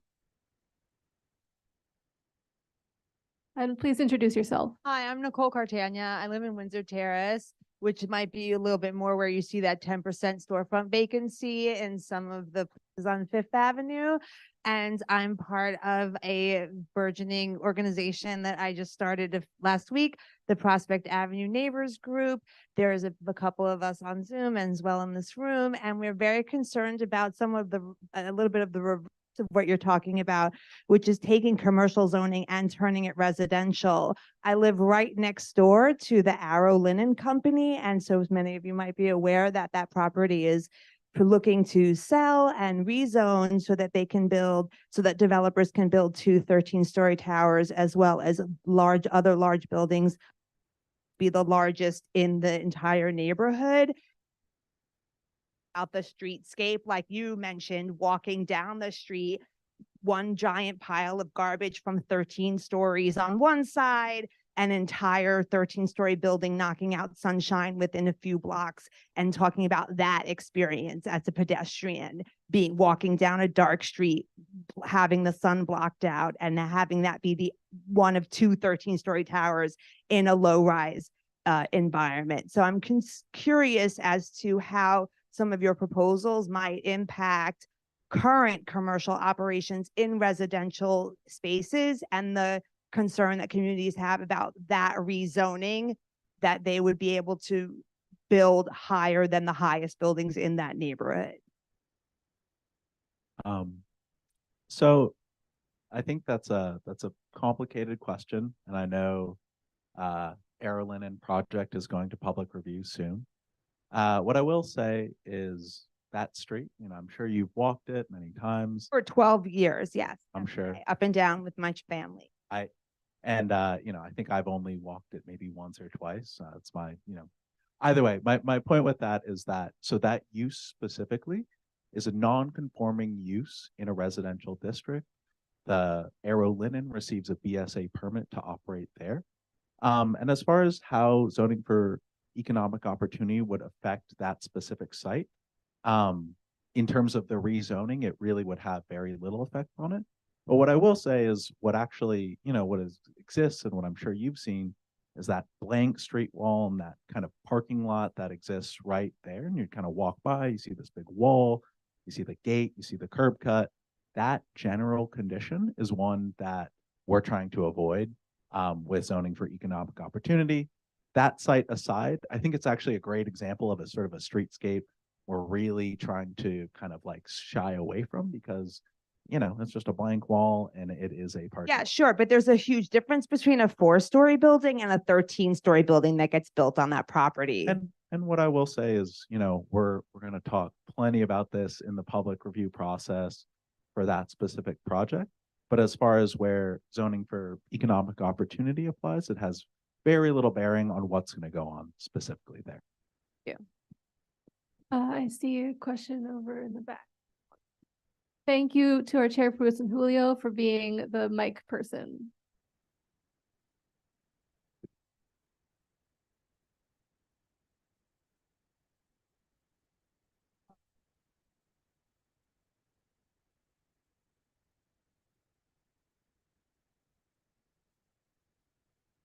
Excuse me, I believe I have the. Yes, you do. Hi, everybody. Good evening. I'm Maria Roca with the founder of the Friends of Sunset Park, initially to look after the park and bring it back to its former glory. And then the neighborhood started calling because what happens in the park goes outside and the neighborhood comes into the park. But just that as a point of identification. I have so many questions. There is so little time tonight. And I'm really angry because the word is angry as I sat there and more questions came up and that we are already into the time sensitive phase of this process. And I will bet, I'm surprised don't know more about it. I'm very angry with myself as well. The anger goes this way as well. That I don't know where the conversations took place or with whom in preparation for these changes before the clock started ticking. I don't know, maybe I'm obviously not in the room, in the right rooms or something like that. I'm busy with other things up to very recently. But to put any community, I'm going to talk about CB7, the many communities that encompass CB7, in a time sensitive, the clock ticking, and be presented with with what has been proposed in a puzzle way, because this is part of much bigger changes. And each phase, the housing, the commercial, the economic opportunity for whom? I asked, because it's going to get rid of a lot of people in this neighborhood. And it's being done not cohesively so that we can sort of compare in one place how the rules for economic opportunity may conflict with the rules for housing and the rules for this and the rules for that. So I'm going to leave that there. And I'm going to start writing tomorrow morning after I hopefully have a good night's sleep, because there is so much here that is not right. And I'm not saying you two, no, it's the way that has been framed, the process has been framed. Two, there are big differences between regulations and enforcement. We already have a huge problem in Sunset Park. And I hear that from people who live elsewhere in the city, with rules existing on the books, but enforcement is nowhere to be found. And talk about, you were talking about walking neighborhoods. You cannot walk down the streets, 5th Avenue and 8th Avenue, because if it's not the deliveries 24/7, it is the illegal electric bikes and the who knows who and the what knows what, and pedestrians, people with disabilities, young parents with strollers and a toddler by their side, getting run over and we already had our experience with somebody, I believe you called it a dark store, where it's deliveries and not on 5th Avenue between 52nd and 53rd Streets. What was happening was that all the bikes were jumping the curb from the corners to approach the store, to walk the bike into the store. And then when they had fulfilled the order, someone inside is opening this door with no buzzer, no announcement, and a bike is driving out of the store. The rider, the cyclist, is on the bike at full speed to the corner to make the time, because they're all being timed. So we're having all those problems already. And a lot of what's happening here, maybe they were well-intentioned, are only going to add to the issues we're having right now. What is impacting the walkability of this neighborhood that context that that was talked about, where we were. It's a beautiful neighborhood. It is primarily a residential neighborhood that by hook or by crook is trying to, so people are trying to turn it into Midtown Manhattan, into 14-story buildings where the land is all contaminated and the subway gets, as of a month ago, inundated up to halfway up people's legs. So it's a puzzle, all right, but the pieces are not matching. The pieces don't fit that puzzle. And so when is this going to come to the community board for their advisory vote? Mid-January. Oh, my goodness gracious. Right in the middle, again, right in the middle of the holiday season, when people are, so I am, and there are questions. I mean, I haven't even written down, but I urge everyone here, and please, that's Department of City Planning, to, if there is any chance, to put a hold on this clock, because this community is being railroaded into coming to a decision, and for the community board to have to come up with decisions on something that and I'm going to be nice, 75% of the community has no idea is going on. Now, to that, and that will be my last question comment, is all of this available in Spanish, Chinese, and Arabic? And where do people find that right now? We could make sure to send Jeremy all of the translated materials.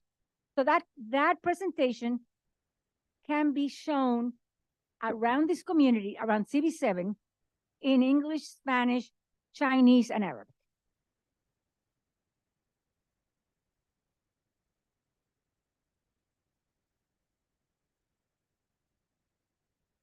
Well, All city websites are required to be in 20 Oh, different languages. right.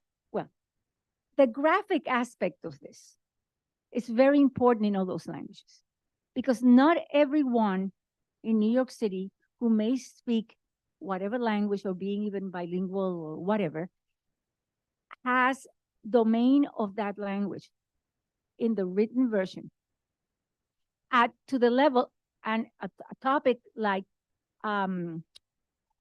like this topic, which is confusing to even people with a master's degree in something else, so please, we are going to hold your feet to the fire on that and many other things. But that, if city government truly is a government of the people need to understand what they're going to have to abide by.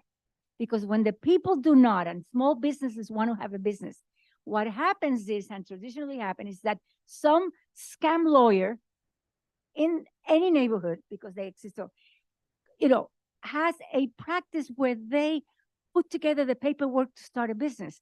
And the person starting that business worked hard to save that money, but doesn't know what the rules are, doesn't know what to abide by. And then who's going to enforce anything? It is back to the citizens that have to get on the phone, call 311 for half an hour to complain, and nobody shows up to even inspect. So I know that's not your area, but Department of Transportation, the sidewalks are totally chaotic. Where are they? They're nowhere to be found. Department of Transportation, Department of Buildings, when people get a permission to build something. We have 2 on our block right now. I don't know who allowed these people to have their plans approved. They Frankenstein this apart. So to wrap it up. No, please. well, this sort of has gone on longer than I expected to get the questions going. There's so many questions, and people need to know and be able to express their concerns. We are an international neighborhood like others. I'm just going to let's keep it to Sunset Park.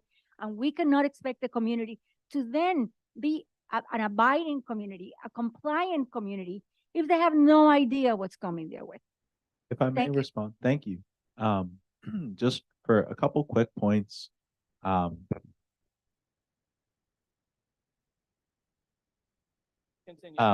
I was just gonna say, no, we very much appreciate what you're saying here.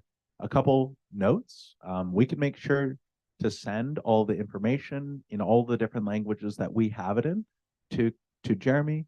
Also, in future presentations, if there's a request for translation, we need about a month's head time, but we can bring translation. But one thing I just wanted to just touch on, where, mentioning sort of like stomping on one neighborhood, we're never intending to do that, but a real intention of this citywide approach. And again, it might not be the most custom thing to every specific place, but the intention is that the entire city is going to undergo this text amendment. And we want to sort of equally apply. There's not just like picking and choosing neighborhoods. The idea is that, we're respecting a lot of what is going on. We're trying to respect what's going on locally. And we're also making sure that the entire city is kind of a part of this. And then one last thing that I think is really important, to your point about sometimes a lawyer, sort of scamming a hardworking small business owner. I think we never want to see that, and no one wants to see that. And part of the intent, especially with the use groups, but broadly in some of what we're doing, and maybe I wasn't as clear as I could have been tonight, but we're really trying to sort of simplify and clarify a lot of what's going on in zoning, so that your small business owner who wants to open up their store can look at the available information and say, I'm able to do this here. I can read this very clearly. What was once a very kind of opaque and difficult thing to parse, we are hoping to make simpler. And again, to apply that citywide, so that all residents of New York City can sort of have equal access to it, and that it is applied, again, citywide. Yes. It's on the website, right?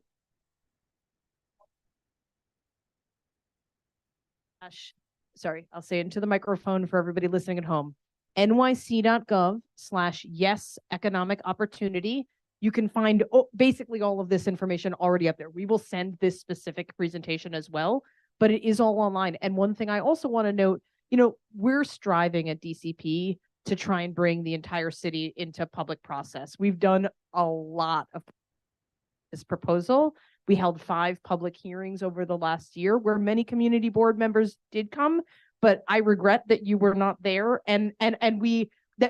We're always trying to reach more people. So I say that to point out that there are subscriber lists on our website as well. If you want to be informed about future public meetings about City of Yes for Housing Opportunity. We can't all help our spam filters too, right? But for nyc.gov/city of yes, you can access all 3 proposals. Planning.nyc. All right. You can access all information. All right. I see 2 more questions. We'll go to the gentleman in the hoodie first, and then you. Yes, you are. Thank you.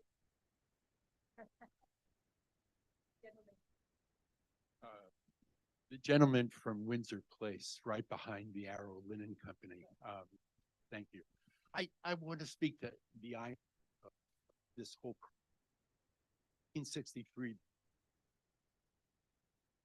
Can I ask you to hold the mic up a little higher? In 1963, the community boards were created by Mayor Wagner, and they were called community planning boards because the city government and the developers and the money were running rampant over the neighborhoods, and people who were activists in the neighborhoods needed to have a voice, and their voice was created through these community planning boards to prevent what's happening here, which is the city government in conjunction with lots of money saying to the people of the city, the 59 community board, this is the plan, take it or leave it.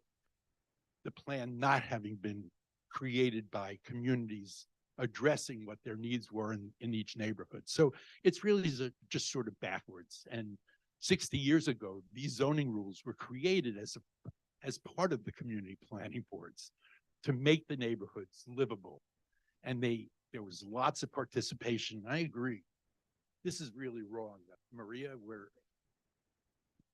I think what ended up happening to a lot of us is that in our neighborhood, particularly Windsor Terrace, which had a very vibrant community voice 30, 40, 50 years ago. And the last 30 years has seen what's happened across the city, the deterioration of community activism and COVID put an end to, I think, our representation. What we found with the Arrow Linen Company proposal is that nobody bothered to tell us that this was happening. Not the community board planning, not Shahana Hanif's office, not Robert Carroll's office. None of our elected representatives bothered to come and talk to us about what was happening. We had to find out on the block that these things were going on. So I think that what I'd like to see happen is for you guys to go back to the mayor and say, stop all the zoning proposals that are happening now, these one spot zoning proposals like the one that Arrow, and we're not alone. We've been approached by a number of different neighborhoods where these kind of 13 and 14-story buildings suddenly are popping up in their backyards. So what I'd like to see happen is for you to go back and say, you know, we've got to talk to these people again because we really don't represent their voices any longer. We're making up the rules and then we're coming and telling them what it's going to be like. And I'm telling you right now, it's not going to work. It really isn't. You're creating a kind of kickback that is unintended because all of our neighborhoods are really fried. People are scared. People don't need these changes without having a voice in the saying of what they're going to be. And I think you're going to find that as we go along in this process, more and more people like what we've done in our neighborhood, which is to stop this rezoning. Talk to us, stop it. If I may, really quickly. I hear what you're saying, and I understand.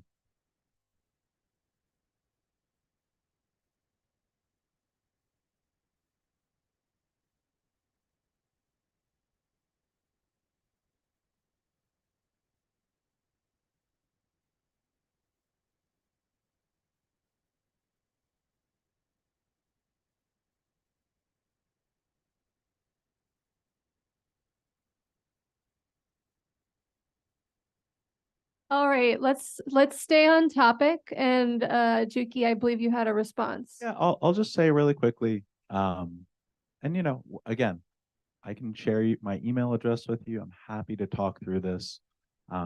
What I did want to say is, to your point about public being consulted, in the creation, I believe it's the charter reform in 1973, ULURP was created. And I know I'm sure everyone in this room is familiar with it. Once the project certifies, that's the point, is that it goes to public review. And that's when the community board will bring it in front of you, the borough president will opine, the council member. Again, the point is that it is a private application, it's private property, but they bring it to public review and you will have your chance to opine on it.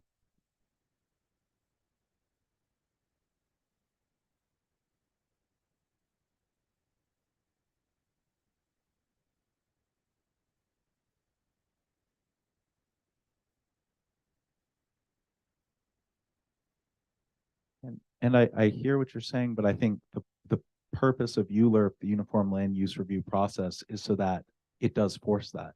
And it forces the board, you know, again, that's unrelated to this, but it's a private application. They'll come to the board, they'll go in front of the borough president. There's a whole public review process, which is not perfect, but the point is that it is there.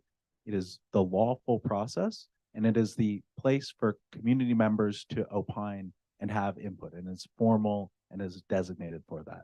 And again, it might not be from the very beginning, but that is the process we have in place. For that application. Yeah, and it's unrelated to Z. It's the EAF. And Yes.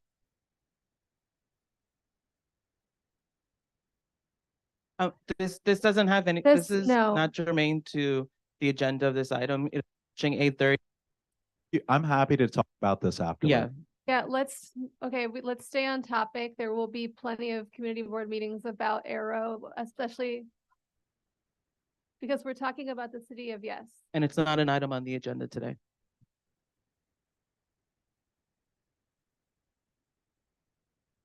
say I'm happy to stay after this meeting and talk about this.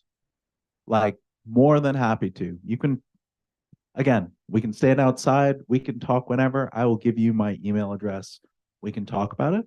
But there are some folks here for zoning for economic opportunity. I know Carolyn has a young one at home. And we can get through some of these last questions. Yeah. We'll provide that afterwards, and we have final question. I have a couple of things. One, this is for the citywide view of the City of Yes for Economic Opportunity. During the course of the pandemic, I think we've seen a lot of like office use, especially in like Midtown and downtown, really reduced. And so the commercial real estate owners are scrambling. Is there anything in City of Yes proposals about the ability to repurpose vacant office space in Midtown, a place where there's like large volume office building? Yeah, it's a great question, and our agency did a whole report on looking at the multiple regulatory moves that we can make to try and enable more office conversion, because as you say, there's a lot of vacancy right now. We still think that the central business districts are strong, but they're not as strong as they were. And so we know that there are going to be opportunities, some of which are already possible, right? We've actually seen over the last 10 years, about 1 million square feet of space converting under the rules that exist in New York City today. But we think that we could double that based on a couple of really simple regulatory moves. Most of those regulatory moves are going to be in City of Yes for housing opportunity. So the next coming text amendment, that's just how we're packaging them. The one that is in here is particular to that upper story commercial. So I talked about this as an example. We work, or I work, you're back in downtown Brooklyn, I think, right? I work in Lower Manhattan in a building that's almost 40 stories tall, and it takes up most of a block. So it has about 6 different elevator banks. You can imagine a scenario in which the owner wanted to convert part of our building into residential space, but leave other parts of it commercial. But the presence of the offices precludes the ability to put residences on, because effectively, even if you physically split the building down the middle and you put walls up everywhere and nobody's accessing different, elevator banks, under zoning, it would always be treated as the same building, and you can't today have commercial floor. That same rule about stacking things to mix in a building allows for extending basically the geography under which we have special conversion rules, the age of buildings under which we have special conversion rules. Those are things we're all looking at, but will come in the next text amendment. There are also things the state can do by unlocking other problems under the multiple dwelling law of the state. Those are things that New York City has been advocating for state action on. So the whole slew of things, there's a report on it on our website, nyc.gov/planning. If you're interested to look at more, we can send you. But something we're really concerned about, and we're doing a lot on, only a little bit in this action, but also in other pieces. I have one other thing. First of all, I forgot to introduce myself. I'm Jay Goldberg. I'm in Windsor Terrace. I happen to live behind Arrow Linen Supply, but I'm not here to talk about that tonight. So one of the things, I know there's a lot of people here concerned about housing, and you just brought that up about like the need for more housing. As part of this, you mentioned the ability for development of commercial space in NYCHA, or for people to use residential to do business inside of NYCHA residences. Now, it's commendable, and you've got now 367 days turnaround time for a vacant apartment in NYCHA, where it used to be 120. You've got a 3.7 vacancy rate. So I'm going to tell you have 6,000 empty housing units in NYCHA. So for all of the great idea that this is economic opportunity, we should get people into that housing. So please bring back to the mayor's office to get their act together in getting those apartments turned around, because this is shameful that we've got all this housing going begging for people who desperately need it. Understood, and thank you for sharing those stats. Yes. Yes, Jesse, back. Hi, everyone. I'm Jessie Solomon, Executive Director at Southwest Brooklyn Industrial Development Corporation, SBIDC.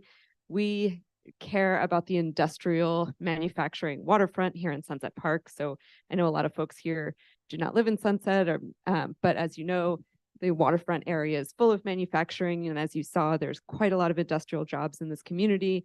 The vacancy rate in the industrial business zone is really low, lower than 11%. We care a lot about this entire City of Yes zoning text amendment, but in particular, proposal number 18, which was not talked a lot about. Hello.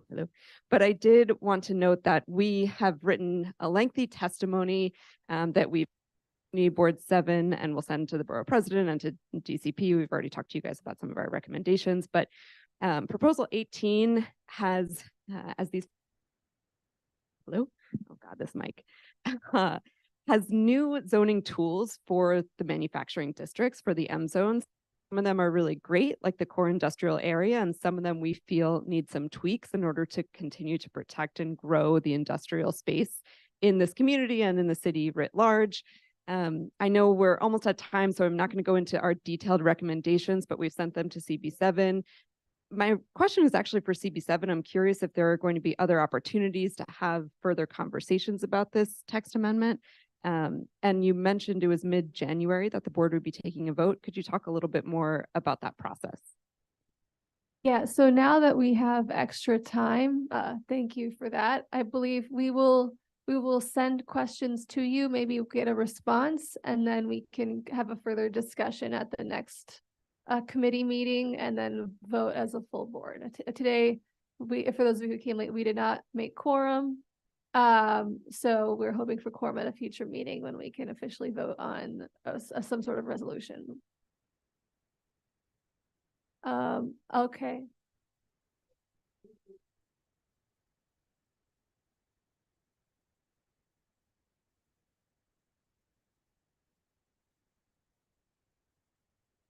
Okay, so the question, just for the folks on Zoom, the question was whether folks at SBIDC, my organization, think that proposal 18 would make a big difference in the district. So as Carolyn mentioned, proposal 18 does not rezone any land, right?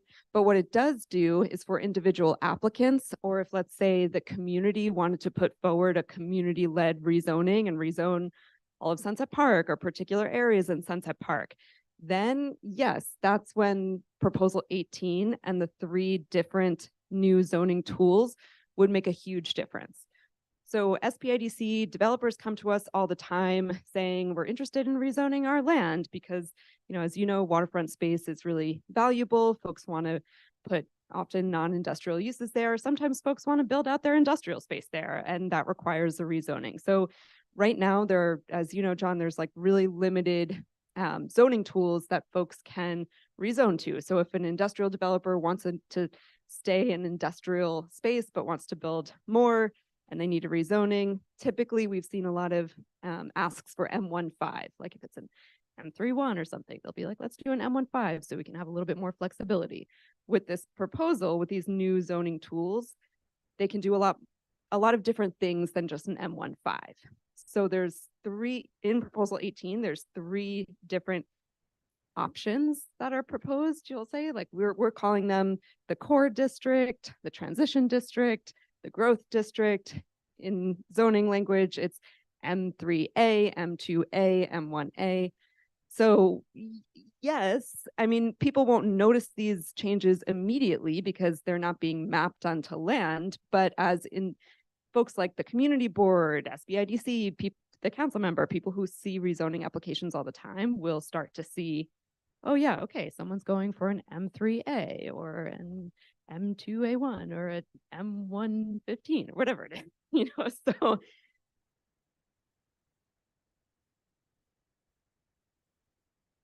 Right, exactly. I mean, you guys should answer that, but that's my perspective. I would also just say we've really appreciated all of the time you've spent with us educating us about the industrial businesses in the area, and generally these don't take shape over time, but they do really represent a sea change in the tools we have to do smart industrial planning in the city. Like really the first time we've done that for industrial zones since the 60s. And I think, you know, we recognized really strongly at city planning that our form was broken, right? That we have industrial zones that expect you to have suburban industry, right? These big, like I said, single story surrounded by a sea of parking. That's what the 1960s zoners imagined. They did not imagine urban industrial the way that you have in Sunset Park and that we are trying to encourage in many places in the city. And so our zoning physically doesn't allow that form. And one of the really smart things we've heard from a lot of industrial advocates like Jesse are, well, what about use? And how do we think about the preservation of industrial uses or encouraging industrial uses or mixing industrial uses differently? And so we've come up with a lot of different tools, like Jesse said, that allow us to do different things in some conditions to say, hey, this is a hardcore industrial area and we want to allow the industrial businesses to grow, but we actually don't want to see other kinds of businesses grow. Or, hey, we actually want to leverage more commercial type development in order to get industrial development, right? By creating a bonus system. So we've created a bunch of different tools in here that we think really change the landscape for both application, DCP doing future rezonings, communities doing future rezonings, private applicants doing rezonings, but it's the vocabulary of how we expect industrial development to happen in the future. So we're really excited about them, even though they are, they don't become effective until they're used. Wonderful. All right, I want to turn this over. I see one more question in the back there. Yes.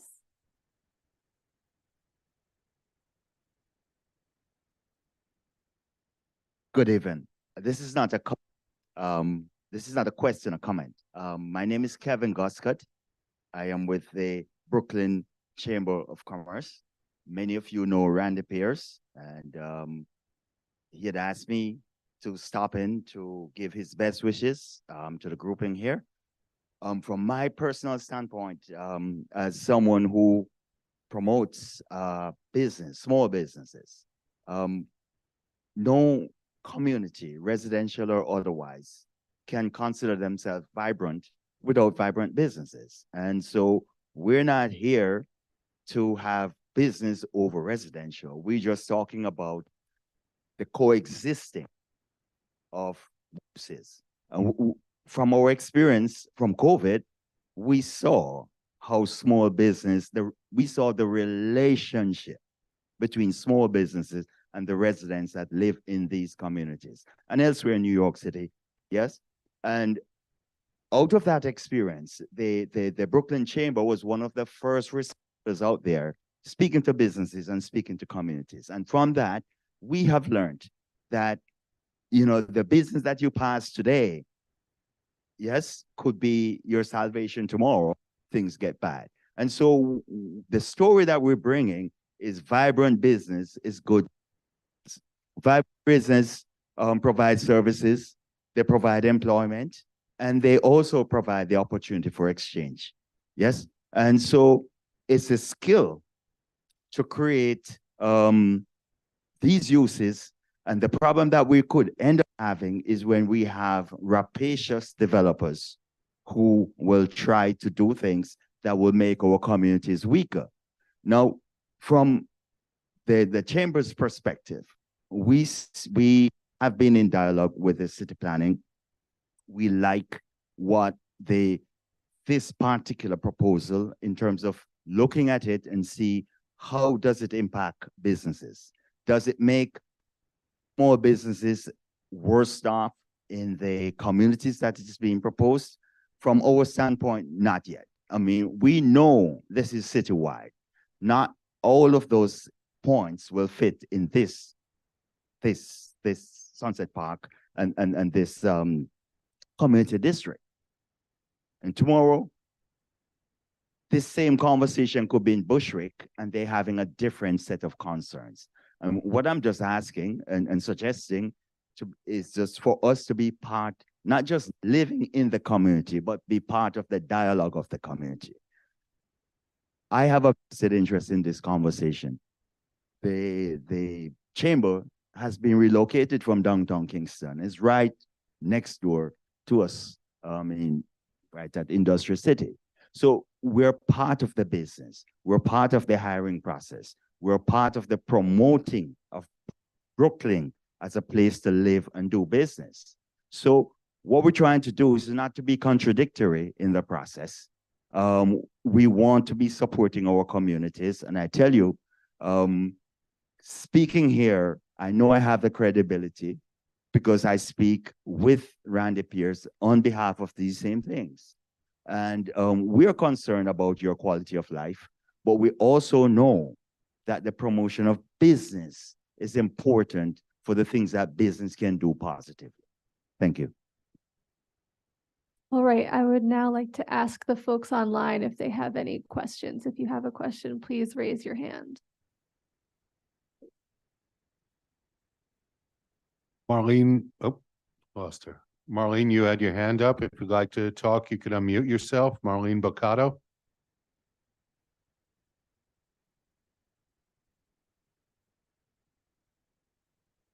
Can you hear me? Yes, we can.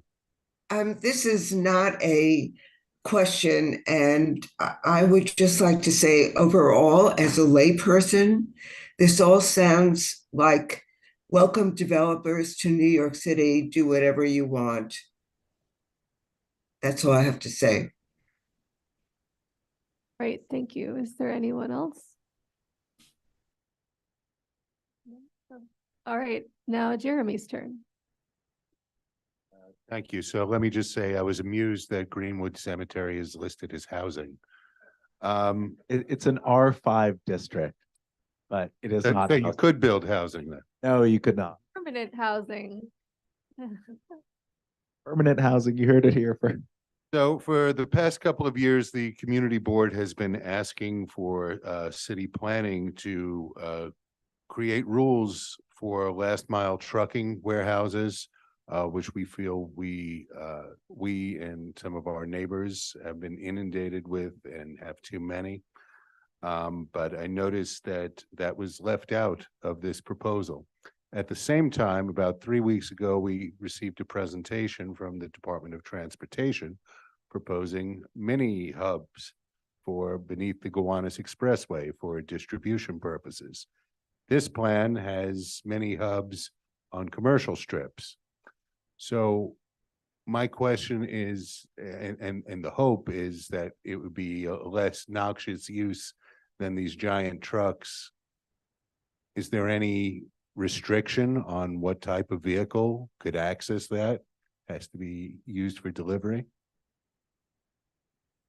So first of all, I just want to acknowledge the advocacy of CB7, your council member, many others on the larger issues of last mile. They are something we are really struggling with, and trying to figure out ways that the city can both accommodate. We talked about it earlier, the increasing freight demands that we have, but do it in a more sustainable way. We need the city's freight to be more sustainable for everyone, but we also really acknowledge that the burdens of that fall on communities that have industrial districts. And we're, that's the reality, and it's something that's a real challenge. So just acknowledging that, and just because we haven't come up with the right solutions in whole yet, does not mean we don't acknowledge the real challenge. We are working on solutions to freight, and really trying to change the way our freight behaves across the city, both through zoning and through other policy tools. We work really closely with the Department of Transportation, the mayor's office, various parts of the mayor's office. I think mayor's office of climate and environmental justice will be here next week talking about a similar facet of the challenges. Our proposal on micro distribution is the second face of what you heard from DOT. DOT is using spaces underneath the highway and not storefronts, because storefronts are illegal today. So they can't pilot until we change the zoning and make those kinds of pilots possible. But they're very much coordinated efforts, and we're in constant contact with our friends at DOT trying to think of this.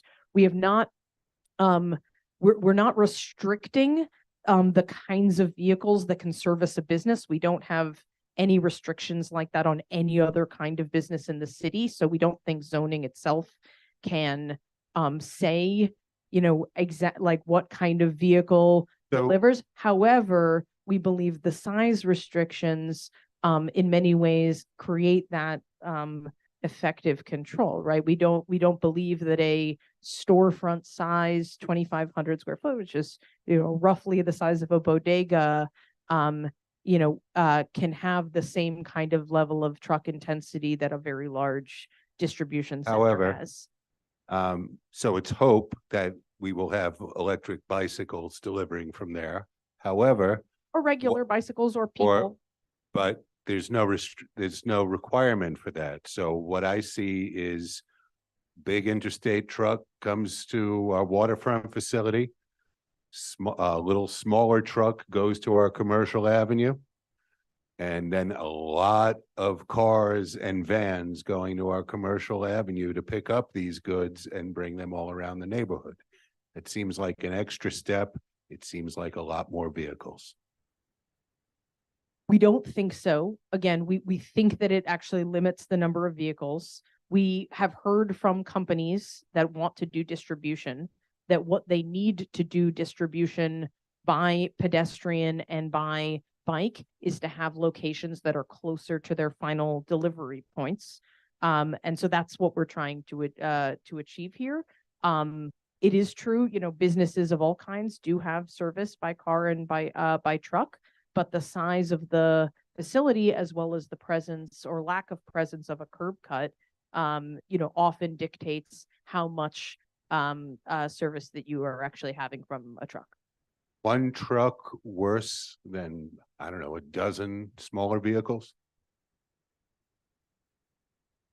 I think I don't think I have that clean of or crude of a map. And that's my point here. This might actually be worse. We don't know how it's going to operate. Yeah, instead of going from A to C, you're going from A to B to C. You still need that warehouse in the last mile trucking area that then services the dark store. And then you have all the bikes and pedestrians radiating out from there. So it's just adding a step. The one thing, and I think you're correct in the like how many steps there are. I think again, like Carolyn was saying, the idea being there's less trip. I mean, I think broadly we do want to see the more pedestrians and bikes, the chances to electrify bikes, bikes tend, I think broadly safer for pedestrians, but ideally less trips from the warehouses in the big industrial districts to the smaller, like less large vehicle or van trips to the That large vehicle then be taking it to the commercial strip? Well, I guess to the ABC point you're making, it's like bigger warehouse delivered by van to the micro distribution facility and then fanned out in a neighborhood versus many vans leaving the sort of bigger facility on the water into the neighborhoods. I don't know if that makes. I just want to acknowledge we're speculating a lot about the operation of a business model that doesn't exist, right? But what I'm saying is there's no requirement that it's an electric vehicle or that it's even a small vehicle.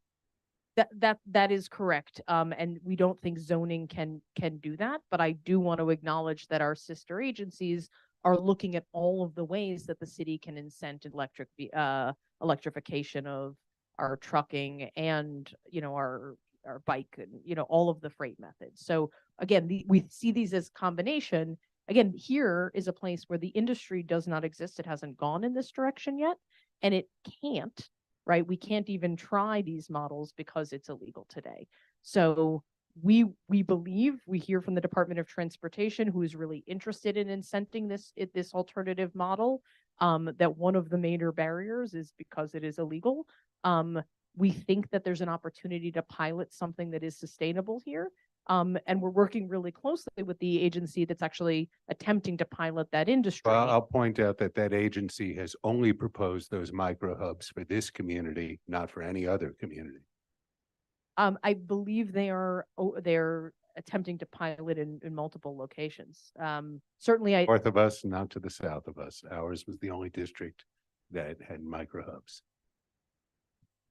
We could certainly, I'm not as familiar with their details. I know that in our conversations with them, they're looking for sites citywide. And that the opportunity to do that in storefront locations that you know, it may be that you are early in their sequencing, but this is their hope.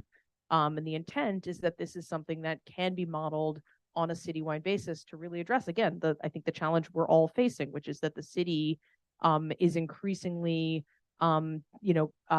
consuming consumer freight. We're all placing delivery orders online and getting a lot of goods that way. And it's putting more trucks on the street. And so anything we can do to try and change that pattern to make our streets safer and more sustainable for the future are things that we're trying to do. This, to me, and perhaps I'm seeing it wrong, seems like it will put more vehicles on the street. Let's get back to that next time. It is true that one bike, is not that one truck is a lot more than many bikes. Or more cars, since there's no requirement, people could be delivering in cars. So let's just get to the point that this is the mayor's plan, if I'm correct. Yours is a mayoral agency. So is there an independent review or articles you could direct us to that aren't necessarily the mayor's perspective on this? Question is, are there other entities that have taken a look at the zoning in detail?